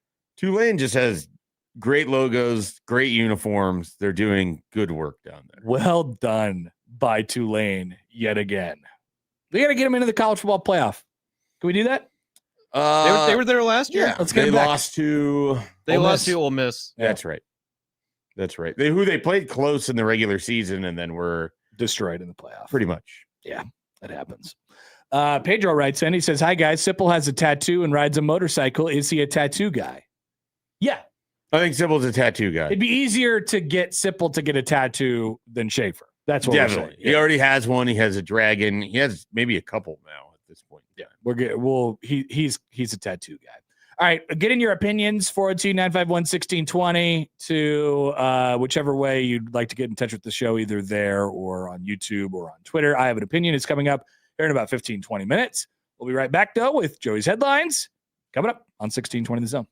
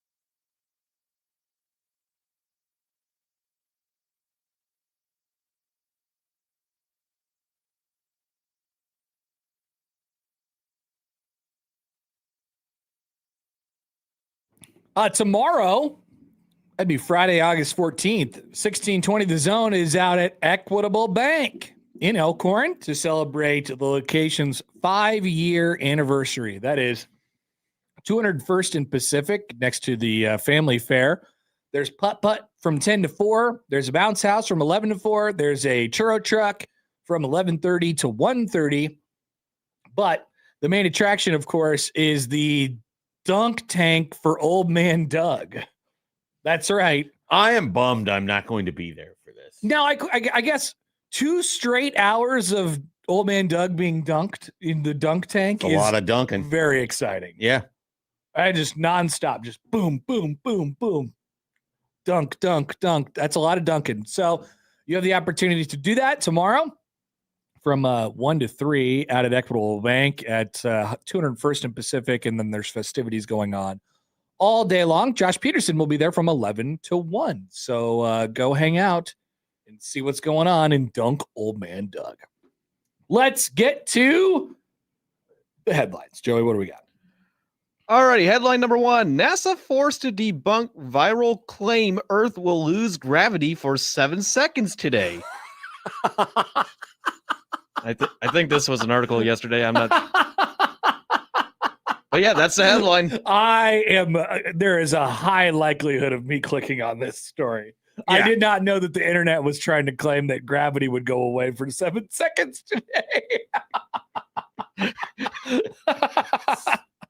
I'm not even going to hear the second one, to be honest with you. That's totally fine. I couldn't find anything. This is an automatic click for me. That works.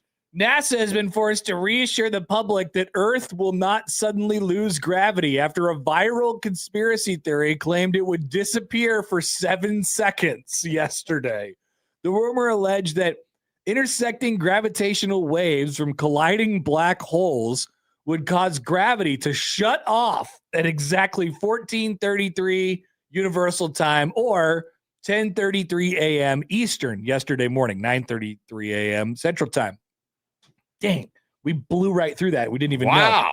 Posts warn that people could be thrown into the air, resulting in 40 million deaths, spreading widespread infrastructure damage and economic collapse lasting more than a decade.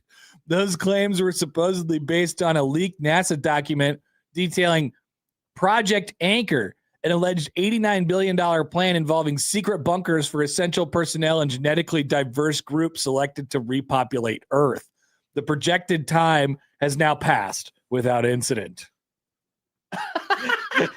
How dumb are people? I love God, this. you guys are dumb. So funny. Like, gravity button off. It's all gravity. The black holes are colliding.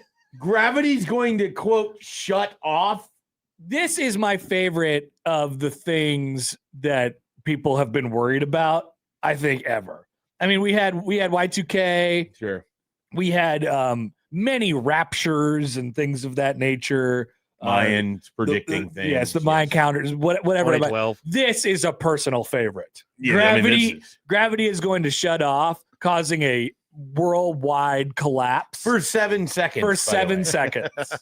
7 seconds, 40 million people would die.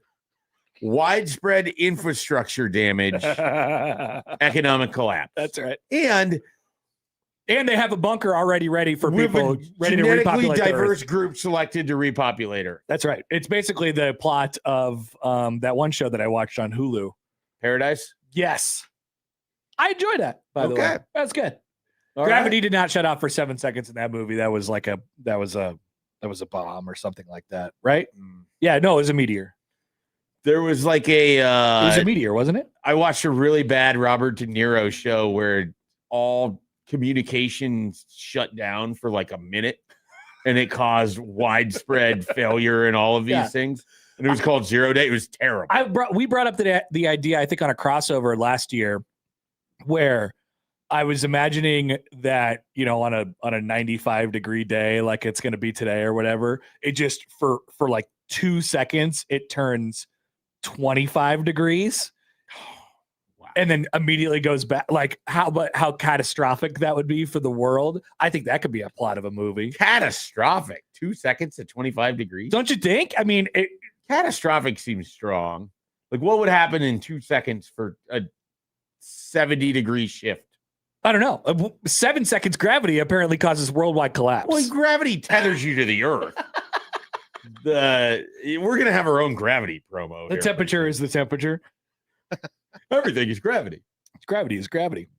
It's all gravity. The conspiracy began circulating in late 2025 before exploding across Instagram, TikTok, and X. This just felt like a TikTok thing to me. It is another example of NASA. By the way, the story here is NASA was pulled out of its hole, and they had to organize a statement that says gravity will not shut off today at 9:30 in the morning. I'd like to see the statement.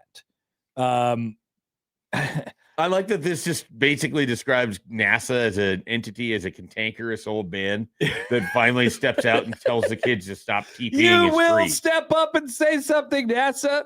NASA previously addressed this claim in an email stating, quote, "The Earth will not lose gravity." This On press August release could have been an email. 12, 2026. The agency explained that Earth's gravitational force is determined by its mass. For gravity to disappear, the combined mass of the planet's core, mantle, crust, oceans, water, and atmosphere would also need to disappear. That is a great point made by NASA. I don't believe it. There is no evidence that Project Anchor exists. The original claim was traced to a December 2025 Instagram post from an account known for publishing AI-generated stories. No authentic leaked document or evidence of the $89 billion NASA project has surfaced. Earth may have produced some genuine cosmic surprises recently, including the discovery of a quasi-moon that had been trailing the planet unnoticed for decades. But NASA says a 7-second gravity blackout was never going to be one of them. This is what I'm talking about. Yeah, that's great. It's fantastic stuff. From the YouTube comments, Sith Destroyer, LMAO, we don't deserve to exist as a species. What are we doing? Nobody writes in. This headline is the very reason I don't spend as much time on the internet anymore. Also, Y2K is a very real threat. We just planned ahead in the 80s and avoided it. Yeah, Y2K was definitely the most real one out of all of them. I don't know that it was ever actually going to be. As a kid, Y2K was. Yeah. I didn't understand why any of this mattered. Even now, I haven't done any actual effort into figuring out what could have happened. Yeah. But I just remember. Well, the computer, it was like with the computers, they all were 99 and it was just go going from to 99 to 00 or something. Right. Yeah. But turns out they could. I think they figured it out. They must have in the 80s, apparently. It turns out they've figured it out. So what an interesting topic. Text from the 402. Can Nick Grimm weigh in on this topic? I bet he knew about this conspiracy. Do you think he was the one perpetuating it? I bet he at least caught wind of this a time or two before yesterday at 9:30. That is a question that we can ask. Out a company-wide email, guys, do not fall for the gravity scam. Seriously. I didn't know that the gravity scam was a thing. I didn't either. I would have liked to know about it before yesterday. That way we could have made fun of it. Also, have you noticed NASA as a logo is incredibly popular for people to just wear as a t-shirt? Yes. It is kind of cool. This happen? I don't know. It's kind of cool. NASA has a cool element to it now. Yeah. NASA's cool now. Started with the nerds and now it's everybody's kind of. Well, I've always thought NASA was always cool, right? Yeah. But it now seems like it's a trend. Cool. It has a popular, a pop culture effect. People will just wear a hat that says NASA or jackets with a NASA patch on it. I don't know. Maybe it's basically a callback to when we would send astronauts. There's a bunch of great pictures, epic pictures of astronauts with NASA hats and NASA shirts on. Those are the types of pictures that kids look at and they're like, oh, those guys are cool. Look, they were in the 90s and they went in space. One of my favorite shirts I think I've ever seen is just, I don't know if it was custom made or what, but it's just a shirt of a blown up picture of Buzz Aldrin punching that guy who was trying to tell him that the moon landing was fake. See, that's what I'm talking about. It's so good. That's what I'm It's talking one about. of those where you'd have to know the image to be able to understand why the shirt was so good. 100%. It was great. Brian writes in on the Equitable Bank inbox, how high would Connor float in the air with no gravity for 7 seconds? What a great question. I received a text that someone was in a work conversation about this. Damn it. Oh, no. They should have alerted us to it a long time ago. I want more information. If we would have been sitting here at 9:33 in the morning yesterday and gravity shut off.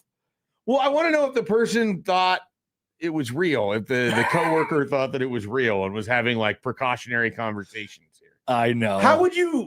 What would you do if you thought this was real? What would you do?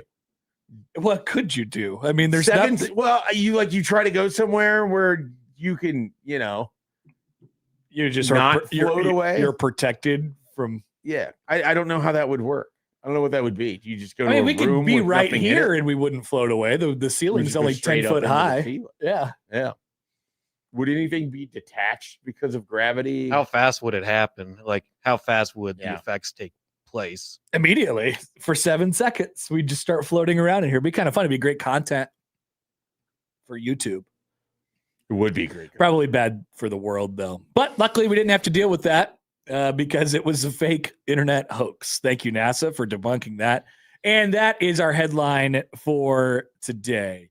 Let's take a break. It's time for I Have an Opinion. Send in your opinions at Happen Schaefer on the Liquid Trucking Zone Twitter feed or anywhere else you'd like to get in touch with the show. And remember, if and when you do that, you are into the bucket to potentially win a bonus entry into the Oregon trip contest. So get them in right now. I'll be right back after this with I Have an Opinion on 1620 The Zone.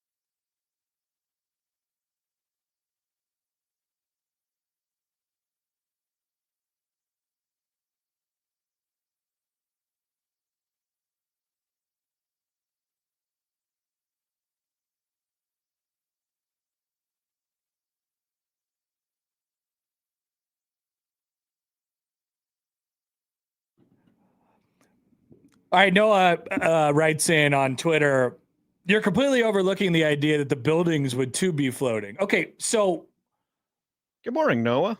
Noah Darling, our dear friend, college baseball aficionado. Is this true? I don't know if he's a gravity knower, though. The buildings would not be floating, right? The buildings are, in theory, part of the This is ground. what we were discussing off area. Right. It's like the cars would float, and the people who are untethered to the ground would float, and many, many things would float. But you tie yourself to a tree? You could tie yourself to a tree. And then you wouldn't float away. I don't think, The tree is tethered into maybe the ground. the tree Go would down to Lincoln and tie yourself to a tree. would the tree like gravitational pull a tree out of the ground? That's what I'm thinking. Like, would it? I don't want to be tethered to a tree. I don't think so. But I guess I don't know how lack of gravity works, considering I've never experienced. Same. And then I spent way too much time wondering how high you would get in the air in 7 seconds without gravity. And if you could like survive it. Yeah.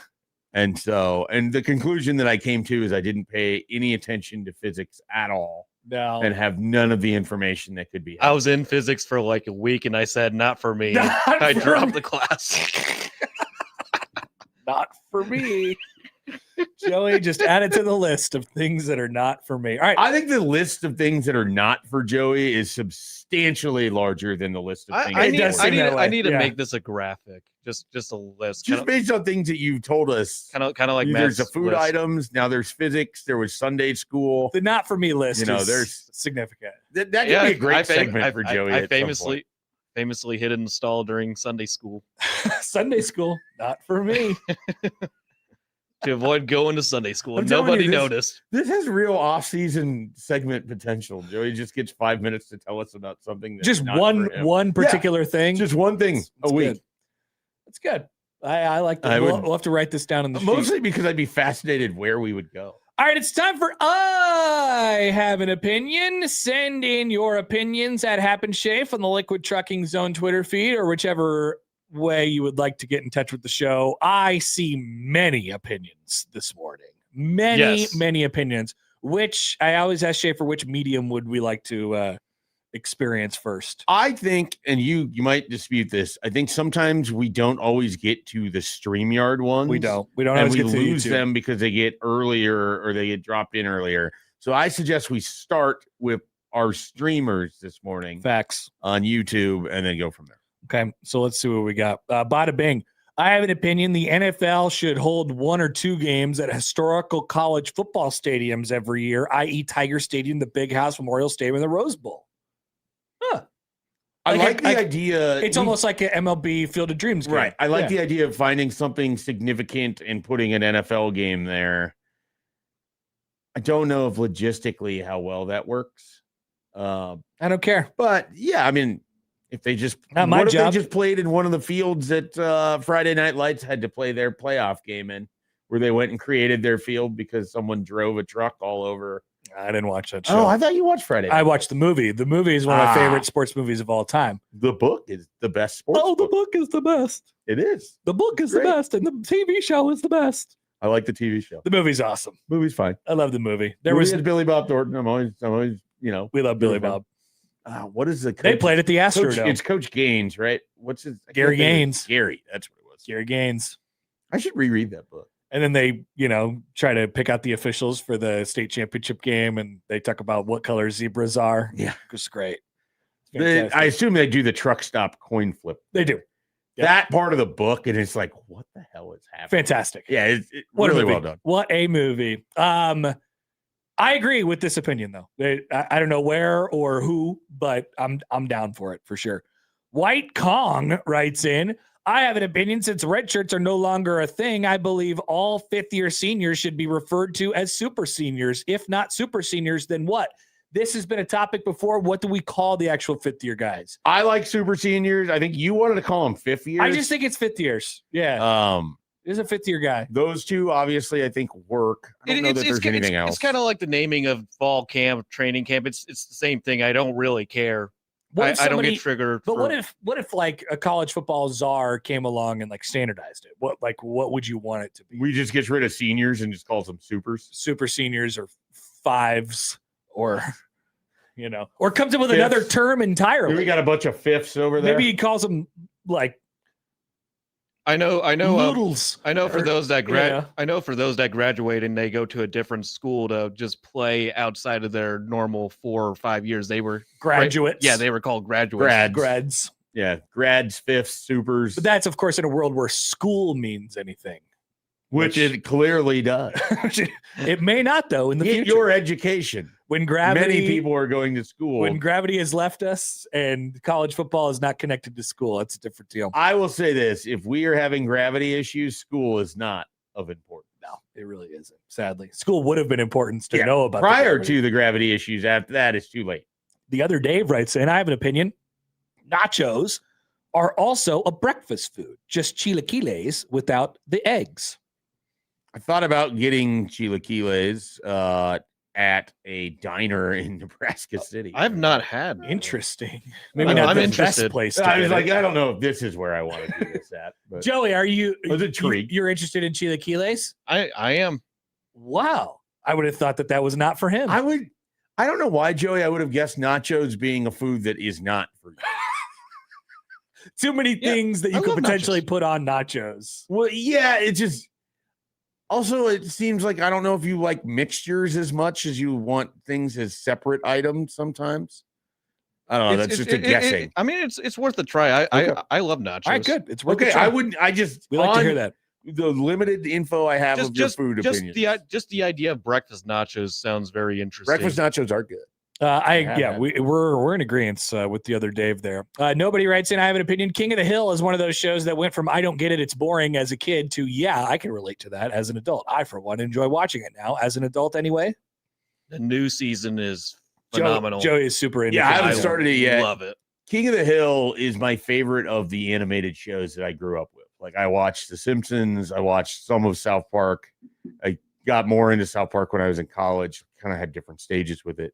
Futurama, Family Guy, all of them. Give me any of those animated shows. King of the Hill is always the one that I had liked the most.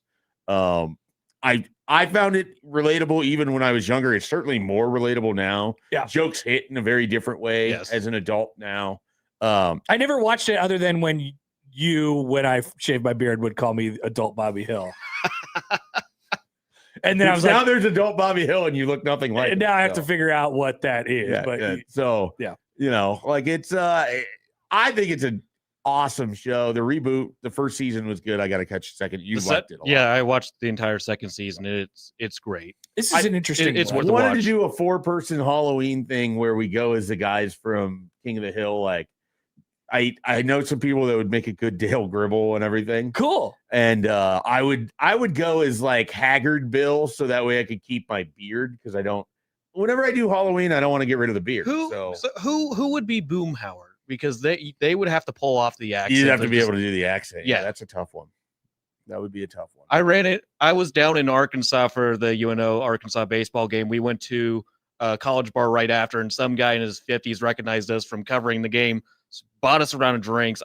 We could not understand what the hell he was saying. Talked like Boomhauer? He talked like Boomhauer. He kept creeping on the waitress. Dang beer, man. Yeah. It's tough. Dang good call. The only thing I understood going from being there was nice old cold beer. He was gonna buy us a round of drinks. Shout out to Sam Pittman. Maybe it was Sam Pittman. Beer is a universal language. Dave writes in. It is.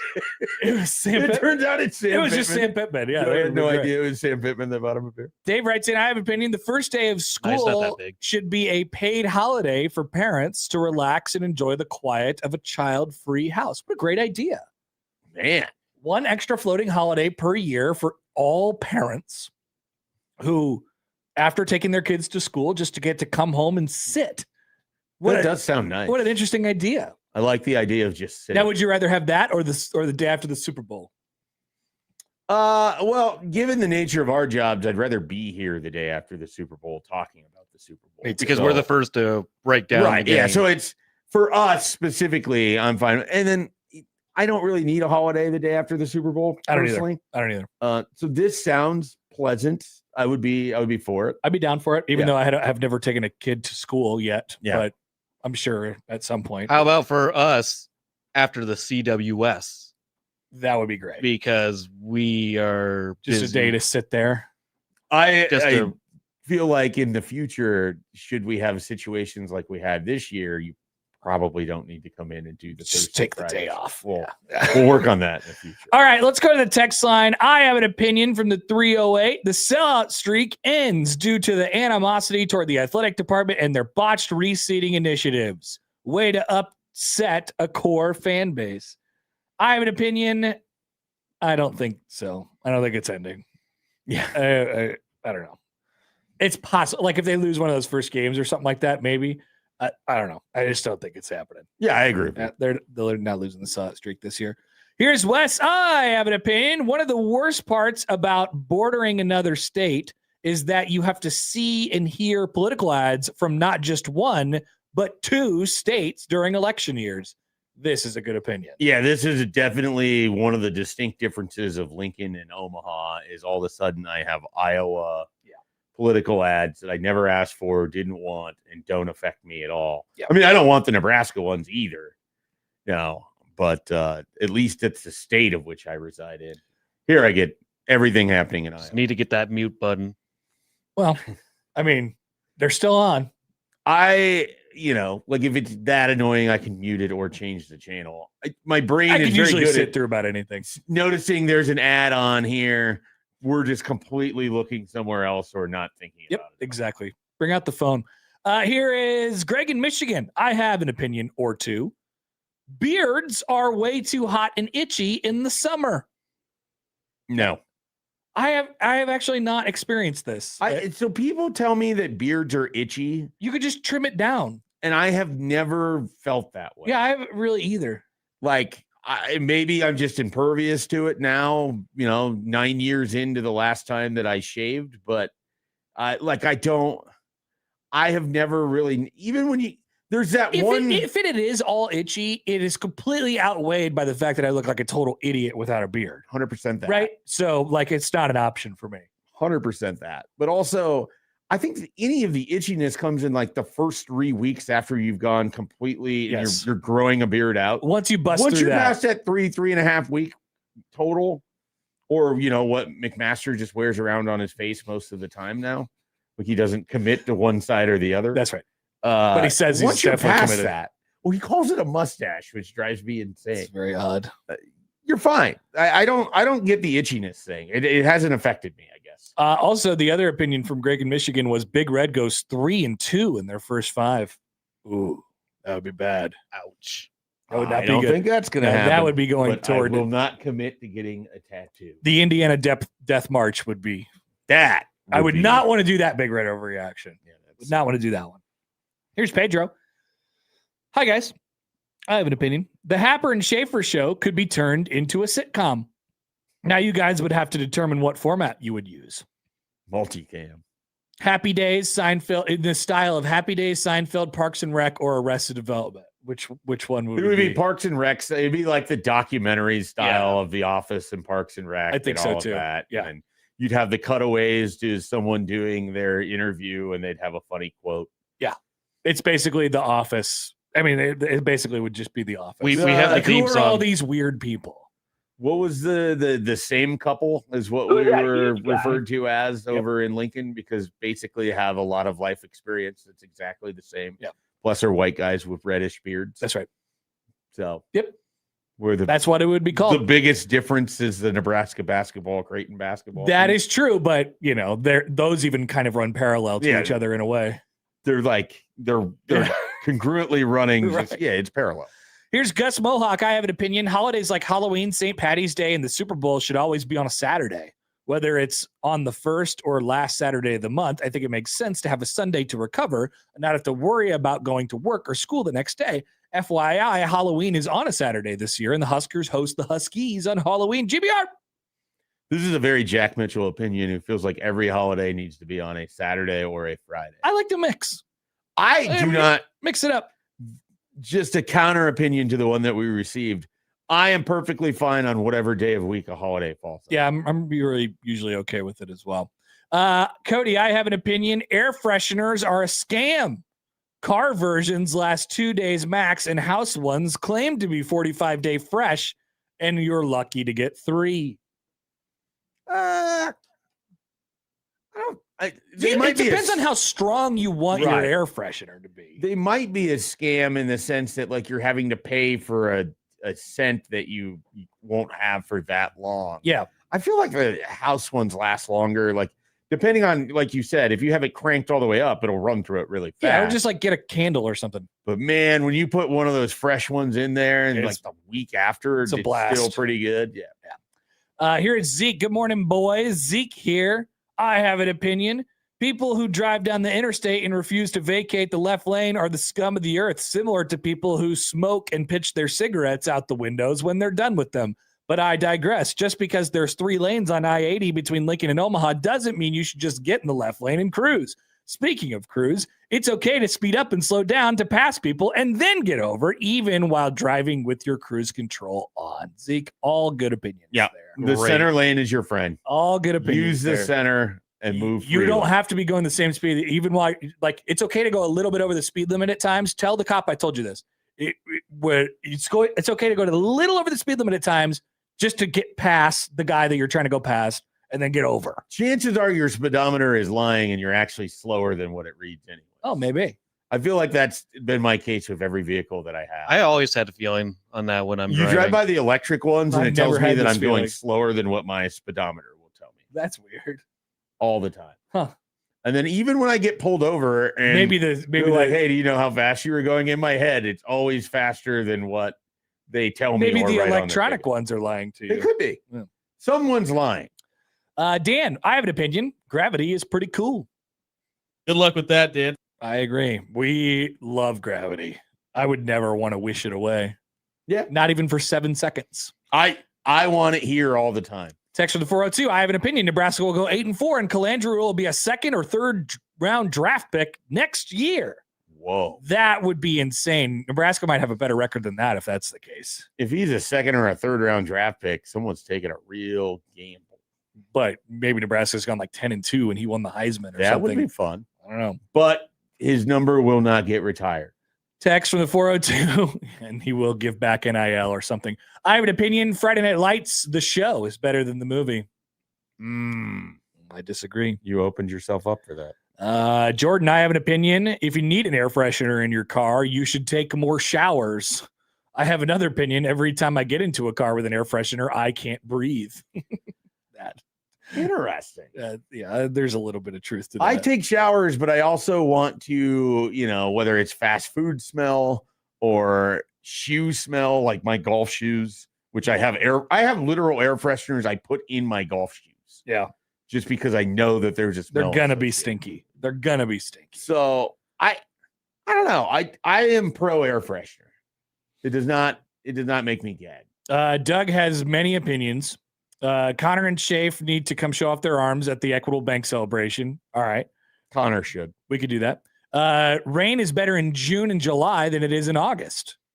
I agree with June. I need more context on that one. I think he's saying that it's more humid generally in August. Okay. So when you get the rain, it brings only more humidity. I'm starting to sip some Roulade, cautiously optimistic, feeling better about the defense. The offense should be above average. Old man Doug, I think we're in a similar spot. Would you say you're sipping on some Roulade? A little. Okay. A little. It's not, it's not like particularly Roulade, but it's like Nebraska football. I got a little Kool-Aid going right now. Yeah. Now that Damon Benning is just doing one job, the trophy for most side jobs goes to me. Oh, that's exciting. Whoa. I didn't know there was a running trophy, but congratulations, Connor. I'm excited to accept it. How many side jobs do you think you're at right now? I don't know. Do you separate all the? So part of it is you do lots of things for Creighton. Is that different jobs, or is that 2 jobs? Is that 4 jobs? Are you Creighton's utility infielder? Is that basically? If that's the case, then I don't have as many as you would think. Right, but within the utility infielder job, you probably have like 6 different things that you do. Yeah. So you still have like 5 or 6 things. Bamon, I have an opinion. We need a task force whose only job is to hunt down and execute the people who come up with spam texts. Wow, execute. I don't need my tree trimmed or my roof replaced. I'm not donating to your political issue. You need to be dealt with, Bamon. Great opinion. I hate spam texts. It's bad stuff. It's annoying. Great opinion. Let's go to Twitter here real quick. Mark, I heart my new vehicle. It's great. However, I don't need a reminder from my car to check the back seat for my kids who now have their own cars. Also, when they did ride in the back seat, I did not need a reminder or a PSA because they are my bleeping kids. That is a great point from Mark. Agreed. I don't really need it. It doesn't annoy me much when it tells me to check the back seat, but I don't need the reminder. Yeah, we've discussed this. I've never felt like I was in danger of forgetting my son was in the back seat. No, because he almost never is quiet enough for me to know that there's nothing back there. Here's Tyrell. I have an opinion. To this day, Smooth by Rob Thomas and Santana is still the biggest song of the summer to ever exist. And with the way pop culture is today, it will never be surpassed in terms of longevity and airplay. Damn, that is a great opinion. I mean, I love that song. Number one song of the summer of all time is. I don't know if number one song of the summer of all time. I mean, it's hard for me to know. I've only been alive for 30 some years. Yeah. 30 summers. But in those 30 summers, can you think of other songs of the summer that trump that? It's a great That song. Was a heck of a summer. I don't even know what summer it was, but that was it way 2002 is my guess. It way overdid song of the summer status. I mean, it was song of the year. Like song of the ever. That's always a great 1999. That's a great song. I had like a whole CD that just had that song. Like 7 different versions of it. It was like a 2-sided Santana CD, and I think it was just like one of the sides was just that song and one other. It was crazy. Do we think Tyrell's done it? Done what? Won the opinion contest today? It's possible. Bringing in Santana and Smooth. That's good. Here's Matt. I have an opinion. All urinals should be required to use /hog urinal screens. No other substitute is acceptable. And if you're an establishment that uses nothing or just a cake, you should be publicly shamed. Matt, I don't know about this. Splash hog? Splash hog. Or slash hog. That's what it's called. This is splash hog urinal screen. Slash hog. So this is what. That seems. Yeah. All right. Okay. I don't have opinions on urinal cakes, to be honest with you. I wish I did. I don't know that I do either. Peter writes in, I have an opinion. Omaha is secretly trying to have the most apartment complexes per capita in the entire United States. Where are all these people coming from to fill all the new apartments being built? What a question paired along with a great opinion. I think we have so many apartments. I think everywhere I've gone this summer, they're just building apartments. Yeah. Like every place I'm at, there's an insatiable appetite for apartments that I didn't know existed. When I lived in an apartment, all I wanted to do was not live in an apartment. Everything is apartments. Yeah. These apparently. days. Just got a text from a friend. Did we really just get an ad for urinal screens in the opinion bag? I think so. I think we've been bamboozled by the slash hog urinal guy. Could be. Could be part of his job. It's like, how do I get on radio shows and promote our product? Good work by that guy. Gus Mohawk says Santana came out with Maria the same year. What a legend. That's probably on the other side of that CD. He didn't have a number one hit until 1999, and then he had like 3 of them after that. Hasn't he done like? Oh, we got to take a break. Doesn't he still take he takes his guitar and does like Super Bowl national anthem? Not like Super Bowl, but like big national anthem. I think he does that. God, it gets me fired up. Been doing that Still. Santana's great. Santana, man. A lot of people saying that was one of the better opinions. I think Tyrell. It was Tyrell who gave us that. How do we get Tyrell in contact with Joe? He's got a tweet, so we'll send him a DM. I'll take care of that. Okay, thank you, Joey. Joey's got it. Not for me. That's for Joey. What did the phone caller say? Did he have all summer long for Song of the Summer? The Kid Rock one, yes. Oh yeah, that was a song of the summer. There's a lot of that. There's another Kid Rock summer song. No. It's not Kid Rock. I was thinking of one of his girlfriends, Sheryl Crow's "Soak Up the Sun." Oh, that played all summer. That was a song. I remember that song. That was probably right around 2000. Yeah, that played all the time. Soak Up the Sun. Okay, and we actually might have some competition with the Santana song now because Now soak up the song. Are we gonna have to put on the tier list like summer songs of the summer? Yeah, there's. Let us know. 402-951-1620. if there's enough of them. We got to take a break. Thank you for your opinions today. They are greatly appreciated. We'll be back with Brian Christopherson on 1620 The Zone.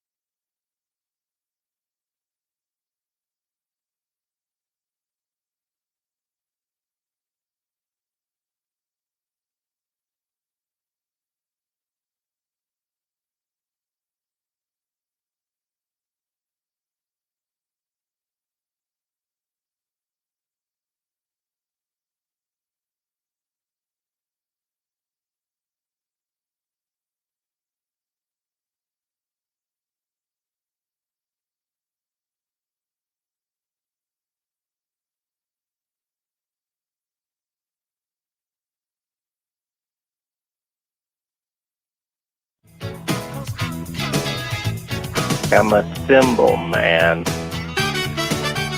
I'm a cymbal man. I'm a cymbal man. I'm a cymbal man. Brian Christopherson, Husker 24/7 on Happer and Schaefer, 1620 The Zone. Well, our good friend Brian Christopherson gets the great fortune every week of being right behind I Have an Opinion. So we are fresh into some great topics that our listeners have sent to us. BC, good morning. How are you? Good. I'm good. How are you guys? Good. We got a good one for you right off the bat here. All right, BG. So we had an email, I believe, or a text. One of the two came in about the song "Smooth" from Santana featuring Rob Thomas. So my question for you, because you've been known to fall down the YouTube rabbit hole with live music and concerts and everything. Have you ever gone down a Santana rabbit hole? No. We did have a guy. I lived on Shram 10 my sophomore year. That would have been the summer of 2000. Oh, and what a time. He looked like Rob. He kind of looked like Rob Thomas. He was from Seward, and he was a good-looking guy. The ladies really liked him. His nickname on the floor was Sexy Seward. And that's so whenever I hear Rob Thomas, I always wonder what Sexy Seward is up to right now. Incredible. I hope that someone that knows this guy is listening and knows his nickname from Shram 10, and we get an update for you, because nothing would make me happier. Yeah, it was a fun floor. We did enough damage to the floor that we had to pay a fine at the end of the year, though. But a bunch of good guys. We had a T-shirt someone made who didn't have the best judgment. It was really inappropriate, like the picture that was on front of it, and it had everybody's ridiculous nicknames. Sexy Seward was like easily the cleanest nickname on the back of the T-shirt. So I'm just trying to picture Shram Hall in the summer of 2000. I mean, I bet there was so much smooth being played. Yeah, Nebraska's coming off a Big 12 championship, and life has to be just incredible going into the school year of 2000. The biggest communication device I remember in the dorms was AOL Instant Messenger. Oh yeah, AIM.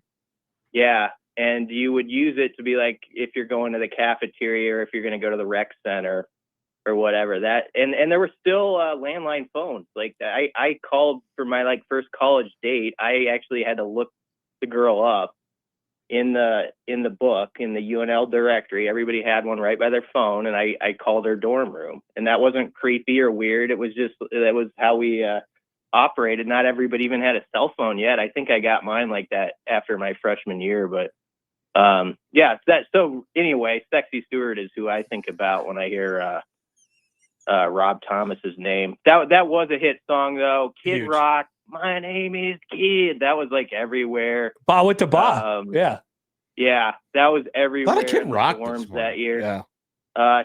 Sugar Ray was around that time, like all around the world. You know? So what you're saying is a great time in music, is what I'm hearing.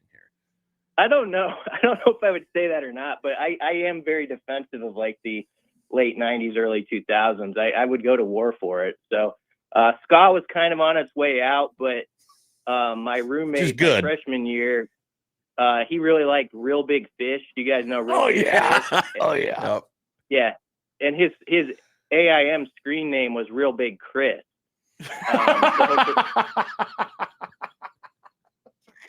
He might be listening to this, actually. But yeah, incredible. Those are the things that come to my mind. There is nothing like, I'm thinking about this. Jason tweeted us. He says, important morning when Sexy Seward enters the lexicon. Yeah. I was thinking about living in the dorm and all of the nicknames you had for people that you just like tangentially knew. Like, I mean, I don't even think we ever met this kid or knew this kid, but we just called him Buff Kid.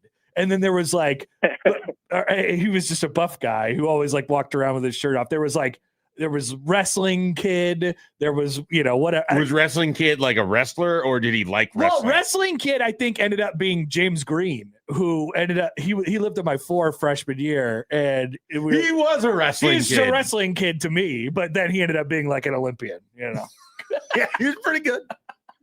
Wrestling Kid turned out to be pretty good.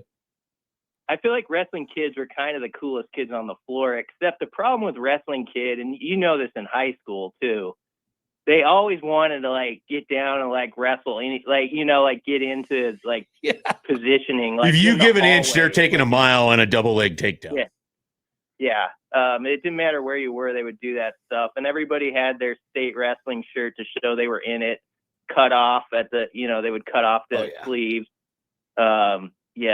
Those were good times, though, man. Yeah, fantastic. Shame. Fantastic. Shame I'm old now. Equally as good times. You were at practice on Tuesday, and hopefully, unlike Colorado, you are allowed to summarize and talk about it with Nebraska here. And assuming you are, I noticed you wrote you're feeling pretty good about the linebacker room. Where's this come from? What propels you to kind of feel good about where Nebraska's at linebacker coming off of a year where really struggled on the second level?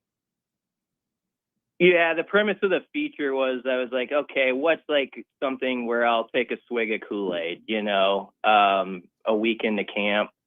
And linebacker probably came to the surface mostly because of Owen Chambliss. There's sort of a discussion around him that's different even than I've heard about other guys in the past, where I think we're like 15 sources deep now on players who are like, this guy is just like a fanatic about the film. Yeah. He just, he watches everybody. It is to a different level. I know like people like roll their eyes at like, when sometimes the compliments flow out of camp and all that stuff, but it's probably a different category with Chambliss, the way they talk about him and sort of his ball knowledge, I guess. And I'm interested, like, how it translates to this level. I mean, there's a question to answer there, no question. He said last week, and I thought he played at a heavier weight, but I don't think I misheard him. He said he played at 205 last year at San Diego State. I was thinking he was like 220 or something last season, but he's at 240 now. And so that's a big difference for him. I like the look of Dexter Foster, and I like Dexter Foster's production when he was healthy at Oregon State. Like when they played against Texas Tech, and granted, linebacker is a position where, your team can be getting their butt kicked and you could have 15 tackles, that sort of thing. But he had double-digit stops against a CFP team, and it's 235 pounds and looks the part. And I'm interested what Shavers does, too, like with two good hands. I mean, he played half the year of the fall with the cast on his hand until the bowl game. And he talked about how difficult that is at that position to really operate. And I think we'd all agree didn't have like a magnificent D-line play in front of him last season. So I guess that's why they're sort of arrow up to me. They have to prove it, just like the O-line, which has some optimism around them, has to. But I do think there's a confidence in that room. And I think they can be deeper, because I think you've got interesting guys like Dawson Merritt, Pierce Mooberry, even Derek Wacker's like a guy I'd watch out for, at least on special teams. So that's why I kind of like the room right now. Got a text here that's from Jake. It says, I'm interested in what BC has to say about the linebackers, but I'm more interested in Sexy Seward's current whereabouts. Which, I mean, I am too, actually. Do you think we can commit we would offer either Sexy Seward or whoever can give us information about a verified Sexy Seward? Sexy Seward. Yeah, get us verified information about Sexy Seward, and we would put you in for an additional. We'll have something to offer them. Yeah, yes, for the Oregon trip. Yeah, for sure. I'm trying to. I will remember his name when I get off air. His first name, and it's not because that's not a diss. It's because of what you were saying earlier, Happer, where you just knew everybody by their nickname more. So, yeah. And the thing about Sexy Stewart, if I might say one more chapter about him, is he was like the nicest guy. Like he was, the ladies loved him, but he didn't let it he didn't let us Sexy go and to the- relatable. Sexy and nice Yeah, Seward. Wow. That's what I respected about him. Like you could walk down the hall, you see him with like, one of the prettiest girls in the dorm system, like hanging out with them. But then he's like really nice to a nerd like me, and so hopefully he's maintained that, and now probably is happily married with 3 kids and all that. Oh, I'm sure. Yeah, well, maybe by some will Yeah. we'll see come in what we can contact find with out for you, BC. I do have one additional football question for you, BC. Okay. So Schaefer and I were talking about the wide receivers earlier, and we sort of like it kind of crystallized in our heads. The spot is sort of similar as it was last year, where you have Hunter and Barney, and then Gilmer kind of takes the place of Key, not so much skill set wise, but just in that rotation. And then, so we wondered what that meant for guys like Quinn Clark and Cortez Mills, who really come back for this year in pretty similar roles to what they were last year, right? Like what does another year of growth look like for those two guys who they think really highly of, but there may be not very many opportunities? Yeah, that's a good question. I think Quinn Clark's going to make it tough for even the top 3 we always talk about. I just think Quinn Clark is ready to rise up and be a main part of it. So it's not that I'm pushing any of the 3 in front of him out of the way, not by any means. But I think even Quasi Gilmer in the spring said like this is a deeper room where like you have to be on your toes because those guys can actually play. But it is fair like how that snap count is going to actually work itself out once you get to Big Ten play, because it does tend to be a position mostly where when you look at the snap counts the Sunday morning after, like 2 or 3 of the guys had 45 to 55 snaps, and then there's one guy like Quinn Clark last year who had like 10. And so I have to think though that's going to at least double or get into like 20-25 range. But it's sort of a good problem to have. We hope it's a good problem for them. Schaefer knows like every year we've talked about like the receiver room in the sense of it's sort of that optimistic crew like in the spring where people are like, yeah, I think they have 6, 7, 8 guys this year, and then there's been a lot of falls where it's been like 2 guys by November. I remember, I always think of like Billy Kemp, like limping around against Iowa the one year, it was like, cause he had to play cause there wasn't really options behind him. And I think they're past that, but most importantly, this is the year for that group to prove like put the stamp down. Like we're like 5, 6 deep, and that's the way it's going to be sort of going forward with the Keel shorts. I think they have the chance to do that, and Quinn and Cortez are going to be they will be the most critical in making that happen. BC, great stuff. We look forward to potentially hearing from a new friend and all of your Husker coverage for the season in the next couple weeks through camp. That's going to be tough for someone, though, that's like he comes forward and says, yes, I am Sexy Seward. Like, it's going to be like a Spartacus where a lot of guys want to like claim the title. Yeah. I am Sexy Seward. Well, we'll have to come up with like some sort of security question to make sure we get the real one. Yeah. Okay. All right. Shram 10 is what you're working with as your security. So kind of think of something that could play off of that. Okay. Thanks, BC. Thanks, Brian. Thanks, guys. Brian Christopherson from Husker 247. Wow. Sexy Seward. It's tremendous stuff. People want to know more about Sexy Seward. His first name, I can tell you, Sexy. That's it. Last name is not actually Seward. No, it's Seward. It's Sexy Seward. That's his name. I'm sure he had a first name, but that's what we knew him by, of course. All right, we'll take a break, and we'll be back to round at the hour after this on 1620 The Zone.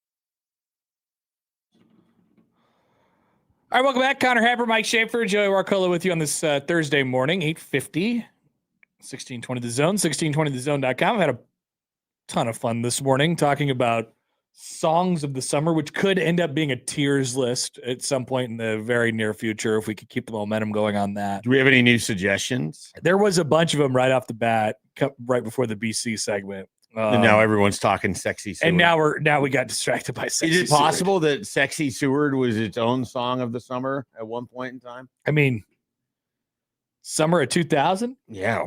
You kidding me? What a time to be in college. What a time to be on Shram 10. Yeah. BC was there, front and center. The internet hasn't fully taken over. BC has to make phone calls from his room. From his desk. Because he doesn't have a phone yet. So good. And just imagine when I moved into those same trio of dorms 10 years later, it was the same. One were you? Harper. You were Harper, I was Smith. So between me, you, Perfect. and BC, we've got all three covered. HSS. It was the exact same dorm, just they took the phones out. Yeah.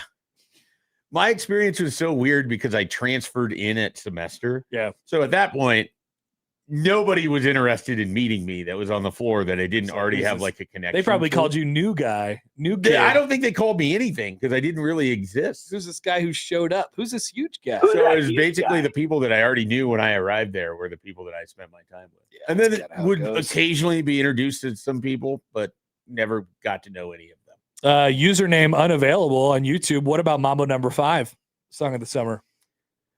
I have a friend who that is his like karaoke song, and people love it.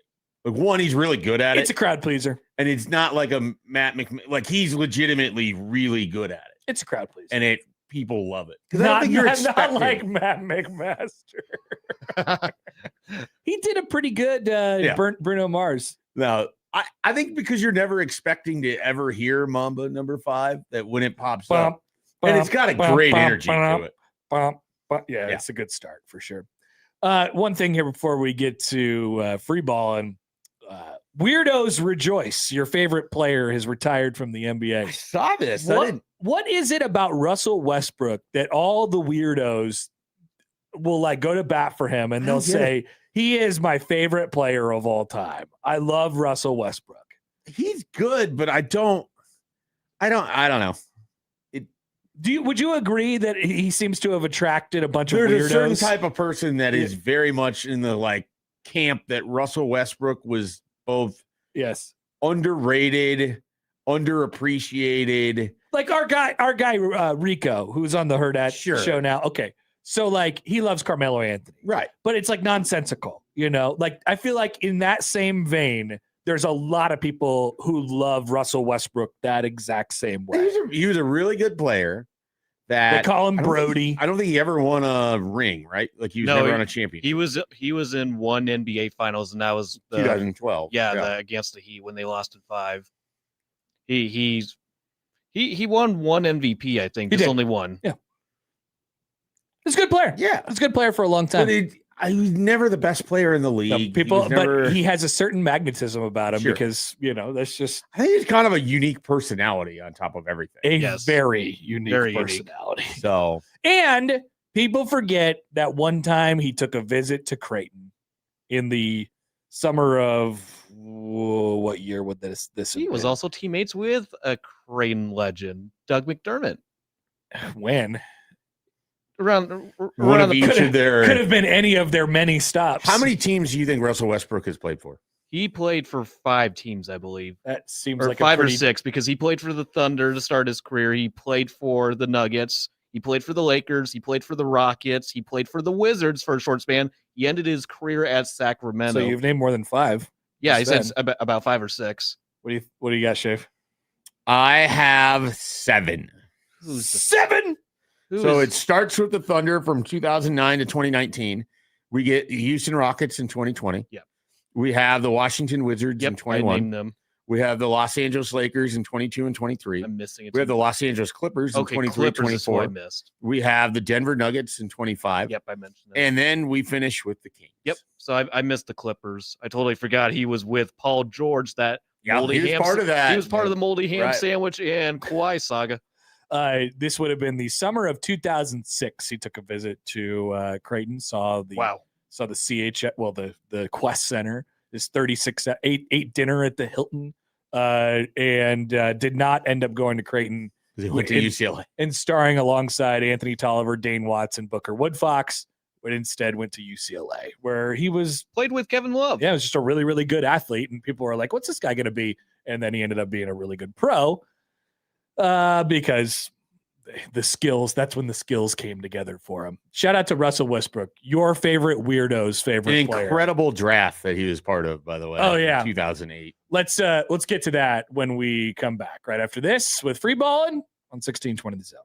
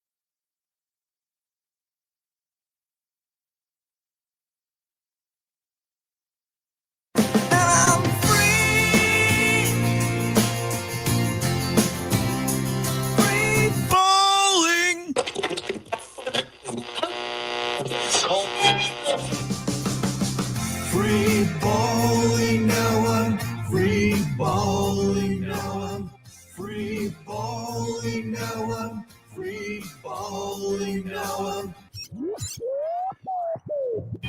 It's time for Free Balling, where the producer reads questions on things happening in the world of sports. Connor and Mike will have the answers.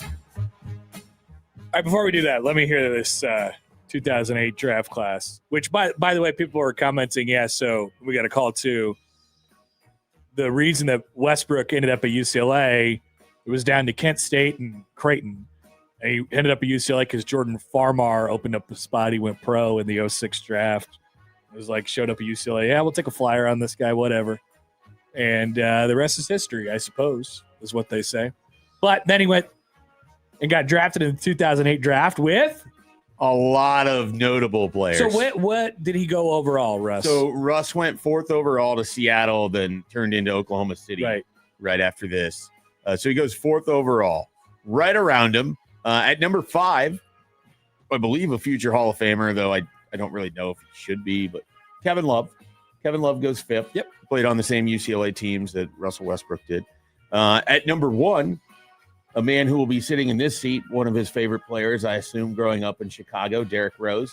Good one. I know several Bulls fans that Derrick Rose's injury and his career sort of going south was incredibly depressing. People don't handle it well. Yeah. Of Bulls people. Do you know who went number 2 that year? No.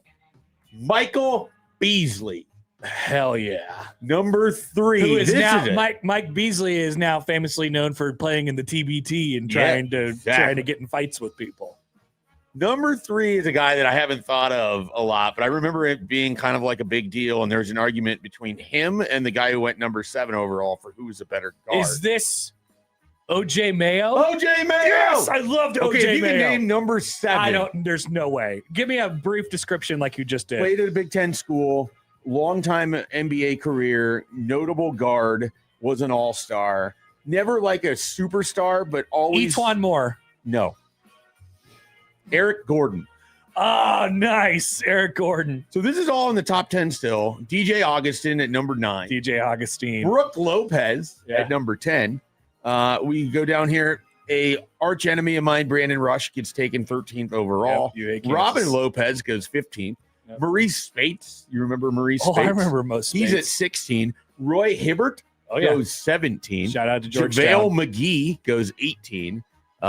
There's California Ryan Anderson, not to be confused with not drafted by the NBA Ryan Anderson. We have Courtney Lee from Western Kentucky, had a nice career. Serge Ibaka is at the end of the first round here. Big deal on those OKC teams. Nicholas Batum at the end of the first round here. Who I think just recently wrapped up his NBA career. That sounds right. Potentially hasn't even wrapped up. He's 37 and played in 74 games for the Clippers last year. I am fairly certain this individual was traded for one Kawhi Leonard. George Hill was drafted 26 overall. Good one. So, just super notable players. Mario Chalmers went in the second round. Now I'm looking at it.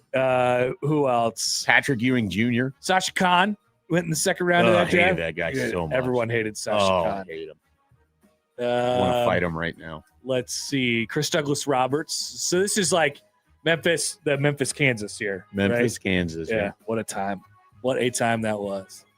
Good draft. Joe Alexander. Danilo Gallinari. Yeah. Jared Bayless. Just guys naming draft. Dudes central right now. It really is. JJ Hickson, Costa Koufos. I didn't know if you would know Costa Koufos or Alexis Ayinka. I did not know that Costa Koufos went to Ohio State. I just know Costa Koufos as an NBA player for the Kings for the Kings mostly, right? Yeah. All right, Joey, hit us with some free ball in here. All righty. Pittsburgh pitcher Paul Skeens has really struggled lately. He has. In his latest start, his velocity was down, and he only went 65 pitches. How terrified should Pirates fans be? Very, unfortunately. Now, have you seen the latest on Paul Skeens? Latest, they're clowning him because he was shirtless on a beach, and he was. I mean, listen, he's a baseball player, so he's not ripped, and he's always been a big guy. But they're saying he's fat. I mean, he probably is. He probably is. Yeah. Like, not a problem. I'm just saying they're Yeah. clowning him now. I think people have a misconception as to what pitchers look like. Yeah. They're just Generally, they're built guys that derive a lot of their power through extremely tree trunk legs and barrel chested. Like they're not aesthetically pleasing individuals. Your guy David Wells would never have qualified for the ESPN body. I'm afraid not. Maybe So- in a sarcastic way. Maybe They could have done they should do a pitcher body issue that would be fascinating. because people would be appalled. You think we probably. could get everyday Eddie Gordado out Yeah. there? Oh God, Rich Garces? wow. Bartolo Colon? Absolutely. Just get some of these bigger, beefy baseball boys out there. Get all these dudes rock. That would be a great issue. The Pirates are 3-13 in Skeen's last 16 starts. Wins, of course, not always the biggest thing with a pitcher, but 3-13 when your ace is on the mound, not great. He's posted a 5 ERA and just 5.3 innings in those 16 starts. And his velo has been way down. I mean, Yeah. Career low unfortunately, 95.9 on Tuesday. unfortunately, like you hate to say this, but this is definitely the precursor to a major injury. Like I hope he's able to rehab it and not but either this is how it works. He's either going to need a significant amount of time off to just rest or have the T word. Yeah. And we don't so- want the T word. We don't want the T word. We don't want either of them, really. The but only way the T that- word might be the better thing. Well, okay. So the T word here could work out okay if baseball doesn't even happen in 2027. That's true. Because then if you're losing him for this large chunk of time, maybe there's not even a season. That is true. That's interesting. Maybe it's time. Maybe it's time for everybody to get the T word right now. I don't want everyone to get the T word. That'd be really funny if then baseball What they you're came together. describing, though, is also why if I was a Brewers fan and they were in on Skubal, and it sounds like they made a competitive offer and Yeah. the Dodgers just went with a different one. Yeah. But it's like Jacob Mizorowski is the next Paul Skeens, Mhm. and he throws a bajillion miles per hour. He's and going to there's have to get the T 1,000% word. an expiration date on that. Yes. So if you could have paired that up with Skubal in a 7-game series, Can't you're beat giving it. yourself a great opportunity. Can't beat it. Yeah. It's really hard to beat it anyway. So I am terrified. And the general magic of the Brewers in the Yeah. postseason anyway. I mean, or I guess outside of the postseason, I suppose. Their regular season magic is strong. The They do, postseason man. I was magic- watching them. They're so fun to watch. They're a fun team. They're a fun team I to like watch. the Brewers. I know it makes the person who sits here that's sad about Derrick Rose mad that you say that you like the Brewers. I like the Brewers too. What are you gonna do? I do. What's next? Casino.ca did a survey of 5,000 NFL fans to determine optimism levels. The survey factored in QB confidence, head coach trust, and offseason moves. Oh. Doesn't number 32 seem too high for New York Jets fans here? Can you be lower than 32? I don't think you can, but it seems like Jets fans should be lower than that. Yeah, there's no real light at the end of the tunnel there. The only thing that would help them right now is if the guy sold the team. Woody.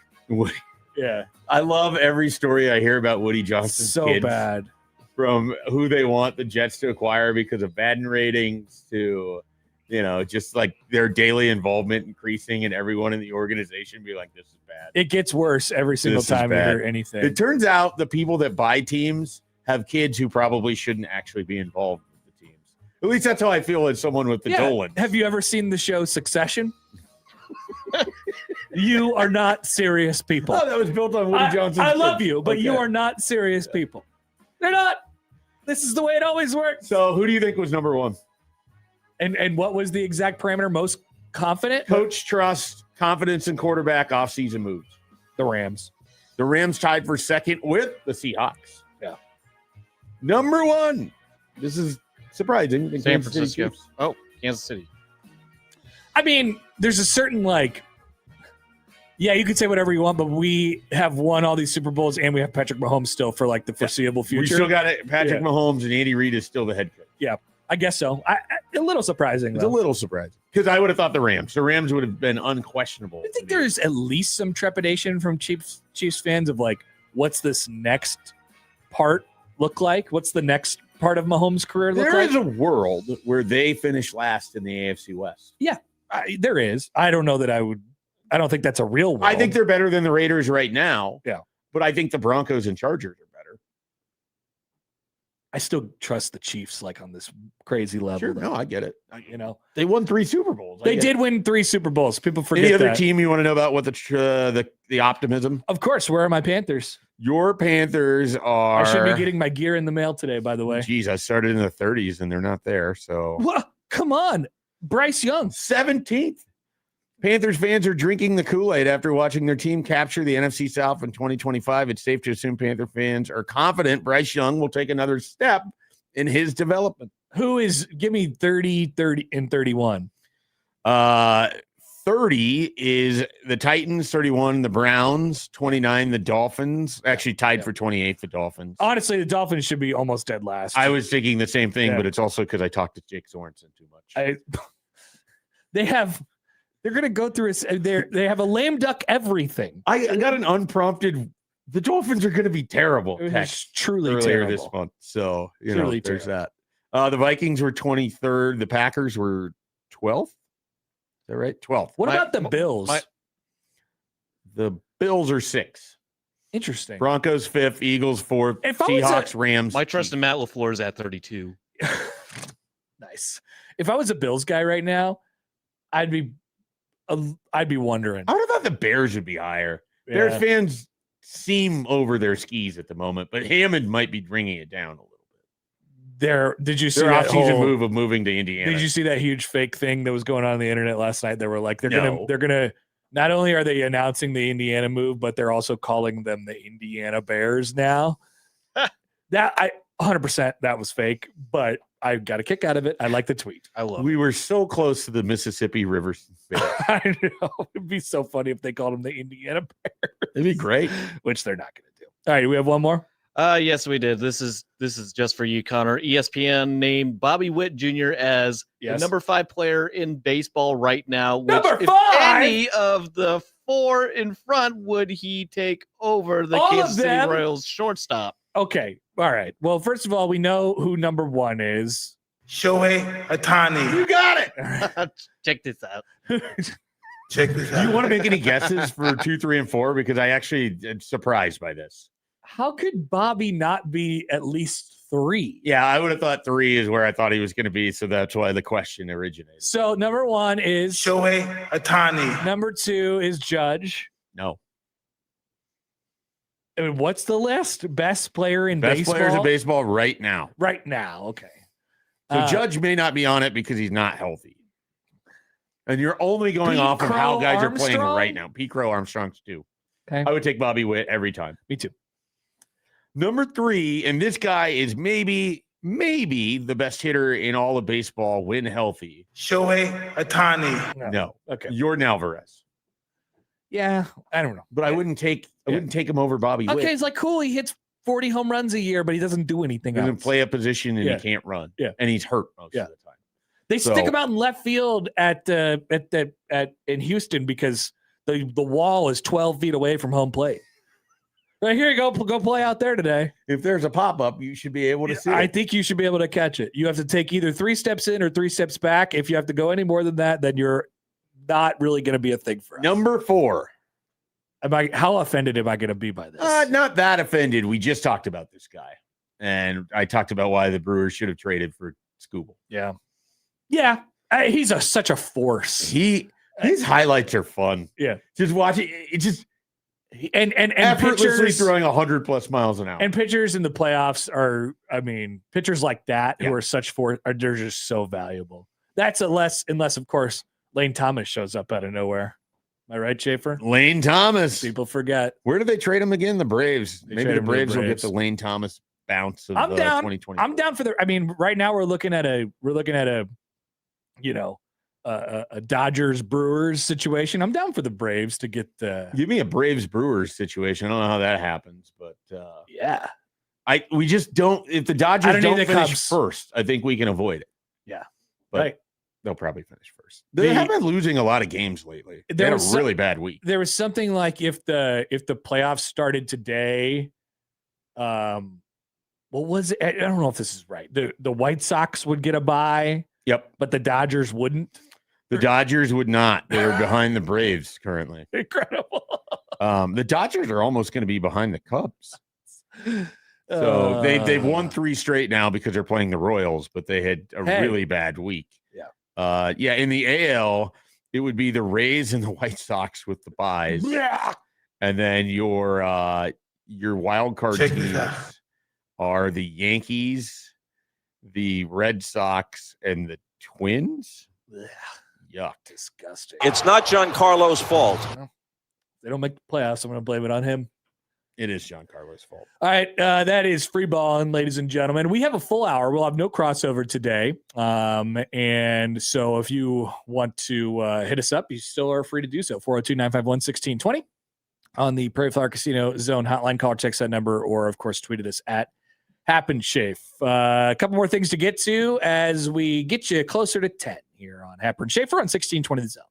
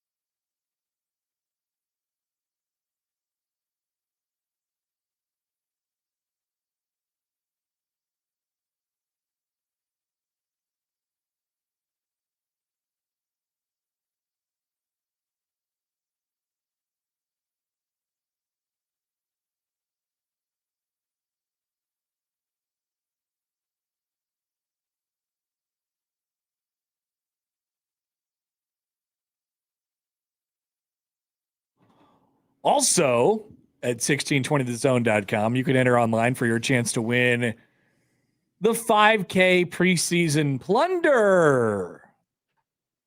Cue the pirate jokes, folks. There, thank you, Joey. Sponsored by Ag Consulting Group. You can enter at 1620thezone.com. That's the 5K preseason plunder. Something for you here, college basketball related. Ooh. What? So something's going on right now where all of the fifth year guys who just recently got eligibility or whatever are picking schools. Did Jamarcus Lawrence, he entered it's basically like a class action deal. Yeah. So that feels like it's the precursor to him rejoining Nebraska. I still don't know if that's what's going to happen. I don't either. I don't either. Like there hasn't been an indication, I guess, from anyone that it seems like would be in the know that that's definitely going to, it kind of could make sense. It could also make sense that he goes and plays somewhere else. It's just such a weird, the timing of all of this is so awful. I'd be so annoyed if I was a coach. Creighton had one yesterday that we mentioned during the crossover. The Oakland. You're calling him, the next Stephen Ashwood. That's what people are saying. That's what people Do are we trust saying. these people? No, not at all. They're not the gravity people. The stats look good, though. Brody Robinson, who is a fifth-year guy, first-team All-Horizon League last year from Oakland, 5'11", 160. Did you see him play in Oakland when you watched Oakland and Pittsburgh a few years ago? That is a great question. He would have been on the Golke teams. If he's a fifth year, it seems like it. Okay, now I have to go to Oakland. Whoa, what did Kempom? He wasn't there. Did Kempom go into dark mode? Whoa. So he would have been playing at Garden City Community College in 23-24. No. Kempom has dark mode? Kempom has dark mode. So he was at Oakland. This is weird. Oh, he was at Chattanooga, then went to JUCO, then went to UT Arlington, and then to Oakland. Yeah. So he was not on the Golke. So this will be he was not Golkeized. fifth college, fourth D1 school. Wait, so he was at Oakland, Chattanooga, UT Arlington, Oakland, and then the JUCO in between Chattanooga and UT Arlington. Yep. Okay. Yes.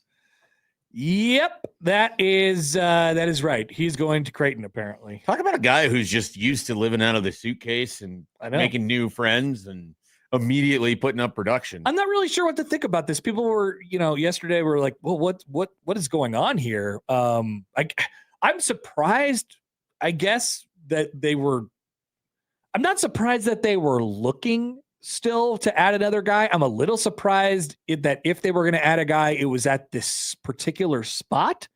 But I don't know. It's certainly a different skill set than BJ Davis and Cottrell Harmon and Wes Enos have to play in the backcourt. And maybe that's the goal. That's what you're trying to figure out. I don't know.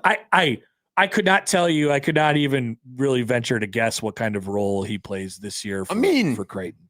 There's always like a use for a guy who can shoot at a 40% clip from outside. And it seems like he can control the ball a little bit and give you some passing.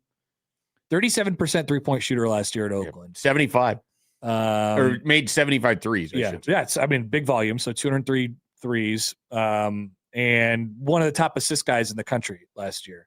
During conference play, where was it? Where'd that number go? Oh yeah. During conference play, he played in 92% of their minutes, which I think was number one in the country. One of the things that you just reading through the bios here, this is a guy who just plays a ton of minutes on the court. Second best assist. I mean, that's kind of Ashworth, this right? Seems like a great last edition. It really, I mean, there is a lot of Ashworth in I'm already prepared to be annoyed at Brody Robinson for hitting a three to start some kind of run or to punctuate a run. Is he going to shoot one from half court just because he can? It's possible.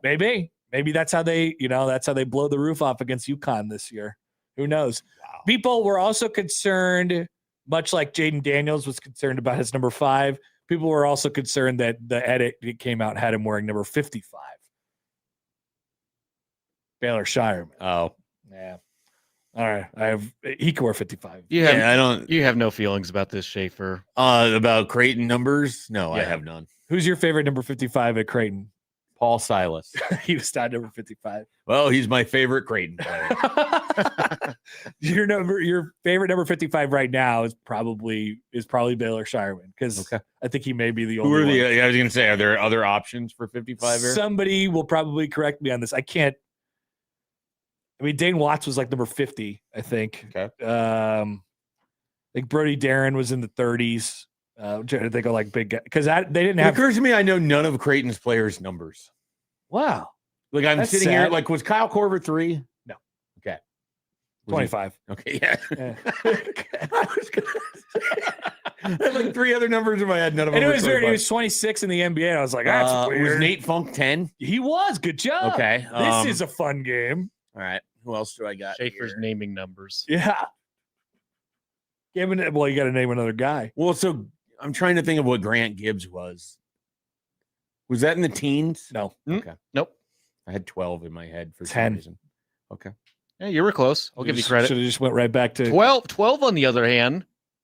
Is there a notable 12? Well, he was a part of that era. He was a starter. So that would have been like Rogge. No. Okay. Rogge was 34. Yeah. Okay.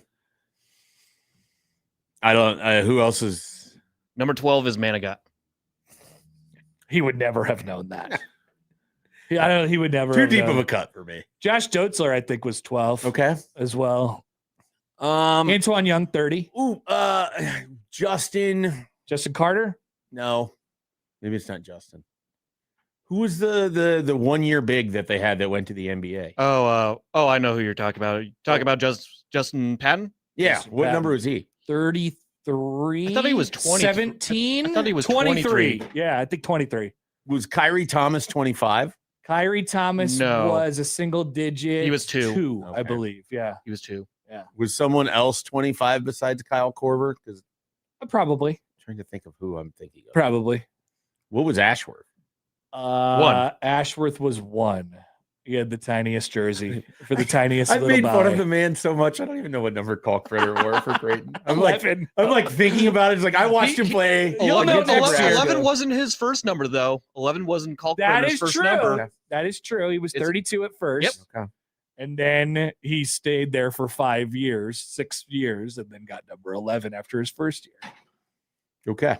So I named one player's number. You'll know- correct. don't It worry, was you- Nate Funk, by the way. You Is the did. one player that I could That's a great name. correctly give a number. That's a great name. And by the way, you'll know about Kalkbrenner's number next year when his number is up in the rafters. Oh, it's going up in the rafters? No, I don't know. I mean, I imagine at some point soon it will. Is he threatening legal action? Yes. Nobody will wear number 11 ever again. I know that to be Ryan Kalkbrenner. That's definitely That something, sounds like Kalkbrenner. definitely something Yeah. he would say. But so I don't know what to think about the Creighton thing. We'll see what happens on that front. The other college basketball thing here. So like I said, all the 5th year guys are kind of like picking schools or whatever it is. Did you know that Will Wade has 4 guys on his roster for this entire summer? And then so of those 4 guys, aren't there like at least a question or two about 1 or 2 of them? Probably. Yeah. Probably. So he has spent this entire summer, Will Wade, the new coach at LSU, who is known for shenanigans, with 4 guys on his roster. And yesterday they picked up a commitment from Sky Clark, who I think, took a visit to Creighton at some point as well during this weird time in which we didn't know who was going to be eligible or not eligible. So they picked up a commitment from Sky Clark. So it's pretty clear what Will Wade is about to do. He's about to build a whole roster out of 5th year guys who just need a place to play. And it's going to work out for him. And Let's hope Jamarcus isn't one of them. I'm a little disappointed. But, well, I mean, they're the only school in the country who hasn't used their entire NIL nut. Sure. Right? Like they're the only school in the country that plays at a high major level with like opportunity. 9 spots available. Yeah, you have opportunity to play there in the SEC. I mean, like this is going to work out for Will Wade, and he's in theory he's a good enough coach to where they're going to get good enough players, and they'll win games. And they're going to spend the entire summer with 4 guys on their roster. And this is bothersome to me. What's bothersome to me is I don't want it to work. I me neither. I want it to fail. I want him to fail. spectacularly. Absolutely. But I don't think it's going to happen. I think really don't like Will Wade. Nobody does. I know one person that likes Will Wade. That one guy with the boombox. No, it's Amy Just. What? She loved covering Will Wade when she was working down in Louisiana. I mean, I guess I don't know how he is like interpersonal. Guess he was relationships. like really good to work with. That's not surprising that he's nice to people, I guess. But like we also have all this other information. Yeah. You know, it doesn't seem. I don't know. When she's talked to me about Will Wade, it wasn't like in the guise of, that she supports everything that he's ever done. I hope not. But I think she enjoyed her dealing interactions with her. Yeah, sure. So that makes sense. But that's the only positive I've ever heard from anyone on Will Wade. I think that would be number one for me as well. Seems like it tracks. First time potentially for that one. I don't know. So we'll see what else Will Wade goes out and does. But it just seems like they're going to build their entire boat out of guys who are just fifth year guys and are looking for some place to play because every other roster in the country is full at this point. It's like a it's an island of misfit toys, basically, but it could end up being a bunch of good players. Could, yeah. Very well could. This is weird. College basketball is in a very, very odd spot right now with this particular. We just need to get past this whole fifth year thing and then move on. All right. I want to hear from you guys. 402-951-1620 on the Prairie Flower Casino Zone hotline. You can call or text that number, of course, as always. Still got a few minutes left. And a couple more things to get to. No crossover, but there will be Matt McMaster today. Don't worry. It's just coming up at 10 o'clock. And we'll be right back after this on 1620 The Zone.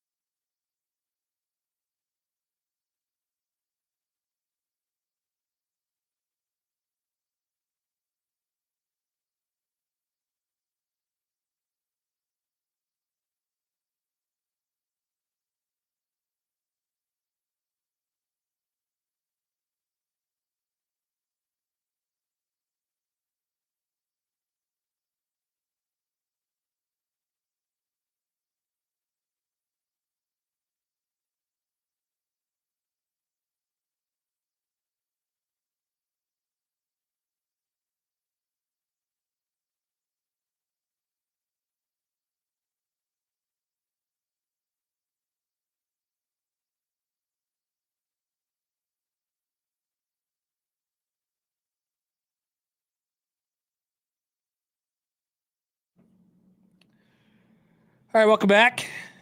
It's about 9:40. We still have some accountability to hit today. I feel like I have a good accountability for today that I need to come clean with. It's been a long time coming on this one. I need to come clean with it, so we'll do that in a couple minutes. We just saw. Now, keep in mind, this is like a Sports Illustrated article, so it's just from like a. I don't know who writes these, but anyone that has the internet can write for Sports Illustrated now. That's crazy. Yeah. But it gives us an opportunity to look at and evaluate the take that they're trying to convince us of. And the take is this: why this Nebraska team feels different from last year. Okay. Well, I mean, there's quite a few things that would. They are technically a different team than last year. Start with the obvious there, but also just you have a completely different set of two of your coordinator positions and then a quarterback. But anyways, continue on. And here are the reasons. The quarterback, I don't know what, maybe the case that is being made here is that they're going to be really good this year. I don't know how good. But at the end, it says each position group has its weakness that needed to be addressed. However, the Huskers have a lot of returning talent, didn't lose much to the transfer portal, giving fans reason to believe this could be a big year. Nebraska had many unanswered questions going into 2025, especially on the D-line this season. The Huskers still have questions, but at this point, they don't seem as glaring as they were in 2025. It brings on the question of this, I suppose, for me, if not for the schedule, would you be picking this to be the breakout year for Nebraska? Is this the year? Because it does have some of the qualities. I think it depends on what you think breakout is. Like, is that a 10-win season?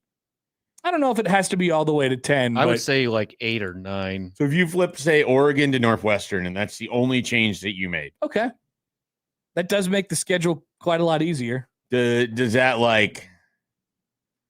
do you, I guess, if you already think that they're going to go 6-6, then you would think they'd go 7-5. It doesn't mean that you think they're going to win other games, right? I suppose not. I don't know that it would, and it would, how much would have to change for me to think that it would be a breakout year based on the schedule? Like, maybe if you flipped it over to be, I was sort of discussing this during the break, like Penn State got the easiest schedule in the league this year because I was looking at Bill Connolly's. Okay, SP so do Plus. this. If Nebraska was just playing Penn State's schedule. All right, let's do that. Do you think that it would be a 10-win team? Well, let me tell you what Penn State's football schedule is this year. So they, in the non-con, they play Marshall, win, Temple, win, Buffalo, win. All right, here we go. I'm going to go to conference play. Wisconsin, win. This is for Nebraska. Yeah, no, I know. All right. At Northwestern, win. USC at home, loss. At Michigan, loss. Purdue, win. At Washington, loss. Minnesota, win. Rutgers, win. At Maryland, win. That's 9-3. Yeah. So I'm in. That is and that dramatically giving losses to Washington and to Michigan, which is possible. You could split those. You could also drop to Minnesota. You could drop to Northwestern. Yeah. You're Nebraska. That is now, keep in mind, that is the dramatic opposite. Like Nebraska has one of the hardest schedules in the league.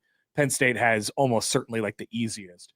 I just find it interesting. I was commenting on this during the break. Like Matt Campbell, who I'm really not sure about. I don't know if Matt Campbell is going to have success at Penn State. Feels like he's going to end up being in the neighborhood of 8-4 pretty much every year there. Has a real opportunity to go 10-2 in his first season, which just puts you in a dramatically different place. So that's like, there's just if a they're luck like element. legitimately Penn State good, with a coach that is able to get even more. Like they should go to the 11-1. They should go to the playoff because the only game in there where I'm unequivocally they're worse is USC, and that's a home game, and they're at home, and that's cross country, for a team that hasn't played well on the road in USC, in the conference. So, I mean, there's a world where it's even better than 10. So like, I have no idea. I don't know if Matt Campbell is going to be, I wasn't enthralled by the hire. I'm interested, whatever. He's going to be okay. But timing is everything. And if they left him with the easiest possible schedule that they could give him this year. They miss everybody in the top 3 that we always talk about. And, their kind of swing games are mostly at home. I mean, USC's at home. They're getting teams like 4, 5, and 6. They don't play Ohio State, right? And so I don't know. That just puts you in a different place. Now, if you average it out to somewhere in the middle, maybe we're only talking about a difference of a win or 2 wins. But in this case, I think the schedule makes a difference for multiple wins. Agreed. It's multiple wins. And so that's the schedule fearmongers, I suppose. It is. They're out there. They're in full force. And it's a tough schedule. But I do think like there's a world where Nebraska beats a ranked team and also has the Nebraska game where it loses to somebody that it shouldn't. That's what John says. He says, no, it doesn't. Nebraska struggles with Northwestern. It struggles with and when I don't really care if you struggle with them as long as you win. Aren't they on a run of beating Northwestern lately? Nebraska? Yeah. Yeah. I mean, they haven't lost since the onside kick. Yeah. 22. Yeah. And but they've only played them twice in that stretch. But so, yeah. But even before that, they lost. They would have lost one of the years. They lost in 2020 to Northwestern, but they crushed them in 21, lost in 22. D'Lo says, what if they just had last year's schedule? So a reminder that Nebraska played Cincinnati, Akron, and Houston Christian last year. 3-0. Michigan State, Maryland, Minnesota, Northwestern, USC, UCLA, Penn State, and Iowa. Would Nebraska beat either of Michigan or USC with this year's team and not last year? I felt good about that schedule going into last year. I thought Nebraska would be better. I did too. I obviously think Nebraska is going to be better than they were last year. Right now, I thought Nebraska's offense would be better. The defense largely landed where it kind of thought it would end up being. The run defense worse. The pass defense maybe better because the run defense was worse. Teams didn't have to pass as much. So it kind of works out to an average there. The offense being so much worse than I expected was the biggest difference for me from last year. Yeah. And even then, you still scored, 27 against Michigan? It's because you couldn't get off the field on third down. John said the schedule should not be such a big part of the conversation going into year 4. Well, good luck. Well, I mean, it just like it I agree with that sentiment. Like, I get it. Like Nebraska needs to do a bunch of stuff. Sure. But the schedule is a factor for everybody. Right. Like I just said, like Penn State, they'd be telling you the exact same thing, but they're also sitting there like, hey, we got a schedule to line up for us right now. And I think that's we need Rocco Beck to show up. So that's another part of this. If you look at it big picture wise, the schedule still comes up too, because the last 2 years before this one, they were in that stretch where, the schedule looked the way it did. And obviously things changed when Indiana got really good and whatever. And that's going to happen sometimes, not always like that, but it's going to happen like that sometimes. But now you go into this 2-year stretch where it's like this. Yeah. You just play all the same teams again next year, just flip them. The thing about it, though, to me, is that you're also catching Illinois when they're having to reload. You're catching, I think, Iowa at a much less strong point than they would have been the last 2 years. Yeah. So, like, you're getting 3 great teams. Yes.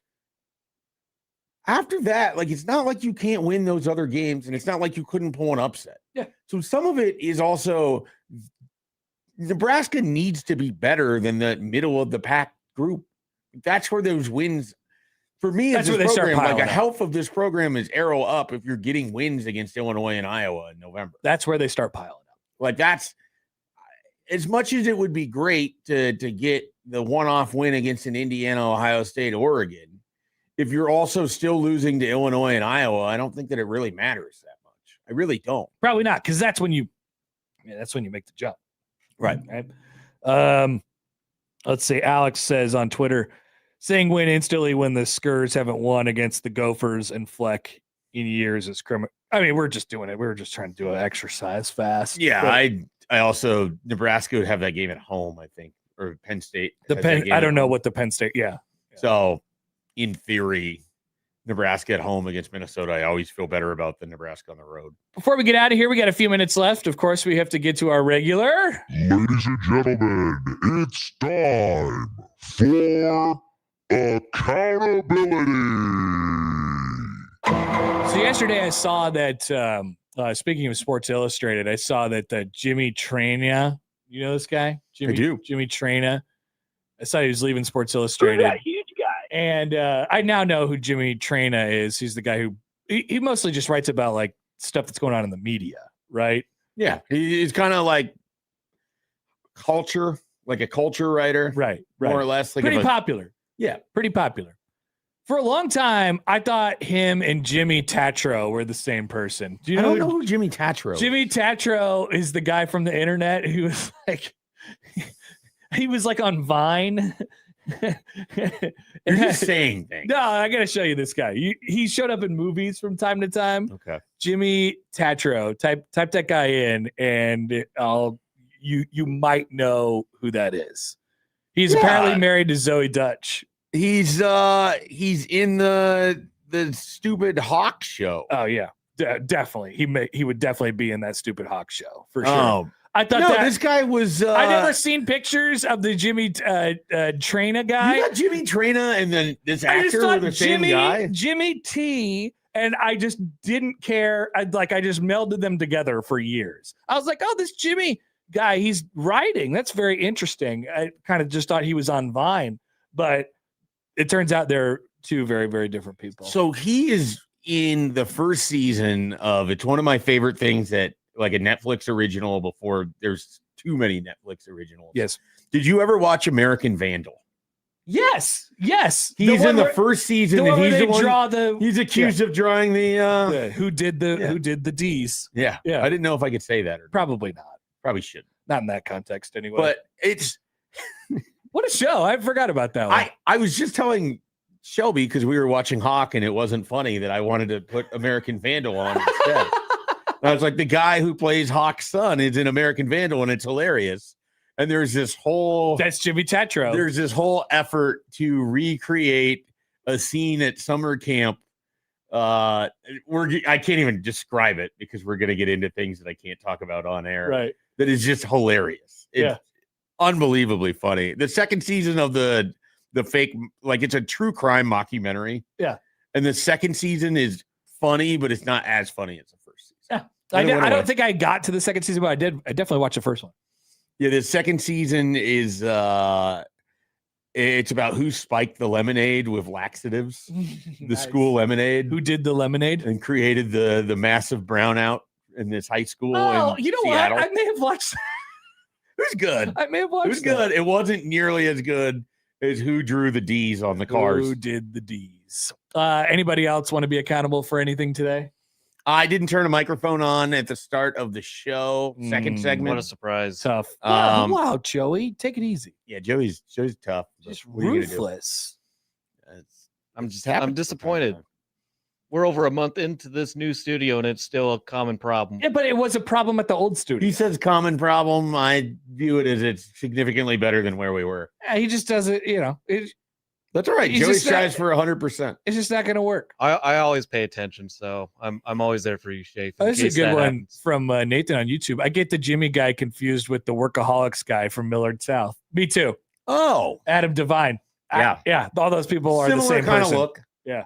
I think Jimmy Tatro is bigger, like taller, bigger, muscular than Adam Devine. It's possible. I think so. Joey, do you have anything you'd like to be accountable for today? So I live in an apartment, so I have to go outside of my car. So I'm one of those people who just leaves the umbrella in the vehicle. Yeah. Not a good idea. Not a good idea. I got drenched in water. I don't see the problem with leaving the umbrella in the car. I just do it just so I have it in there, but then if you have it, why wouldn't you use it? I don't know. No, but like he's saying he wishes he would have had it for the walk to the car. Yeah. Walk from the building to the vehicle. I'm just saying, if you have the foresight to put the umbrella in the car, then the second follow up to that would be, would you need the umbrella to get back to the car? Yeah, that's true. I mean, if you're going to do the first one, then the second one only has value. if you also bring it along. I don't know. Something to think I about. don't carry an umbrella, so I just get soaked wherever I go. I have an umbrella weirdly in the back of my car, and it doesn't. It's broken. It doesn't. I tried to pull it out the other day, and it's just straight up broken. Like it flew off. Did you throw it away, or did you just leave it in the it's car? still sitting in the back of the car. It's a great account. How long will it be in there? I mean, until I probably clean out my car again. Okay. Which I need to get some stuff out of there. It's time. It's time to clean out. So I mean, it took a couple probably road doesn't have a trips. long shelf life. I took a couple road trips recently. Like it's time to start probably cleaning out the car as we get ready for the fall. All right, thanks for sitting with us today. We appreciate it. Matt is coming up next. We'll have plenty for you today on the show. But A great show, I'm told. sadly, we have a lack of a crossover today. Unfortunately, a lack of a crossover, which means we can't make fun of Matt. But there's no doubt that we have plenty of time to make fun of Matt. It just unfortunately will not be on the air. Schaefer is out tomorrow. See you next week. We'll have young Nick in with us tomorrow as they're calling him Big Swim or something like that. Anyway, we'll talk to you then. We appreciate you guys listening today. If you missed anything, 1620thezone.com is where you can find it. Matt McMaster, Middays with Matt, coming up next.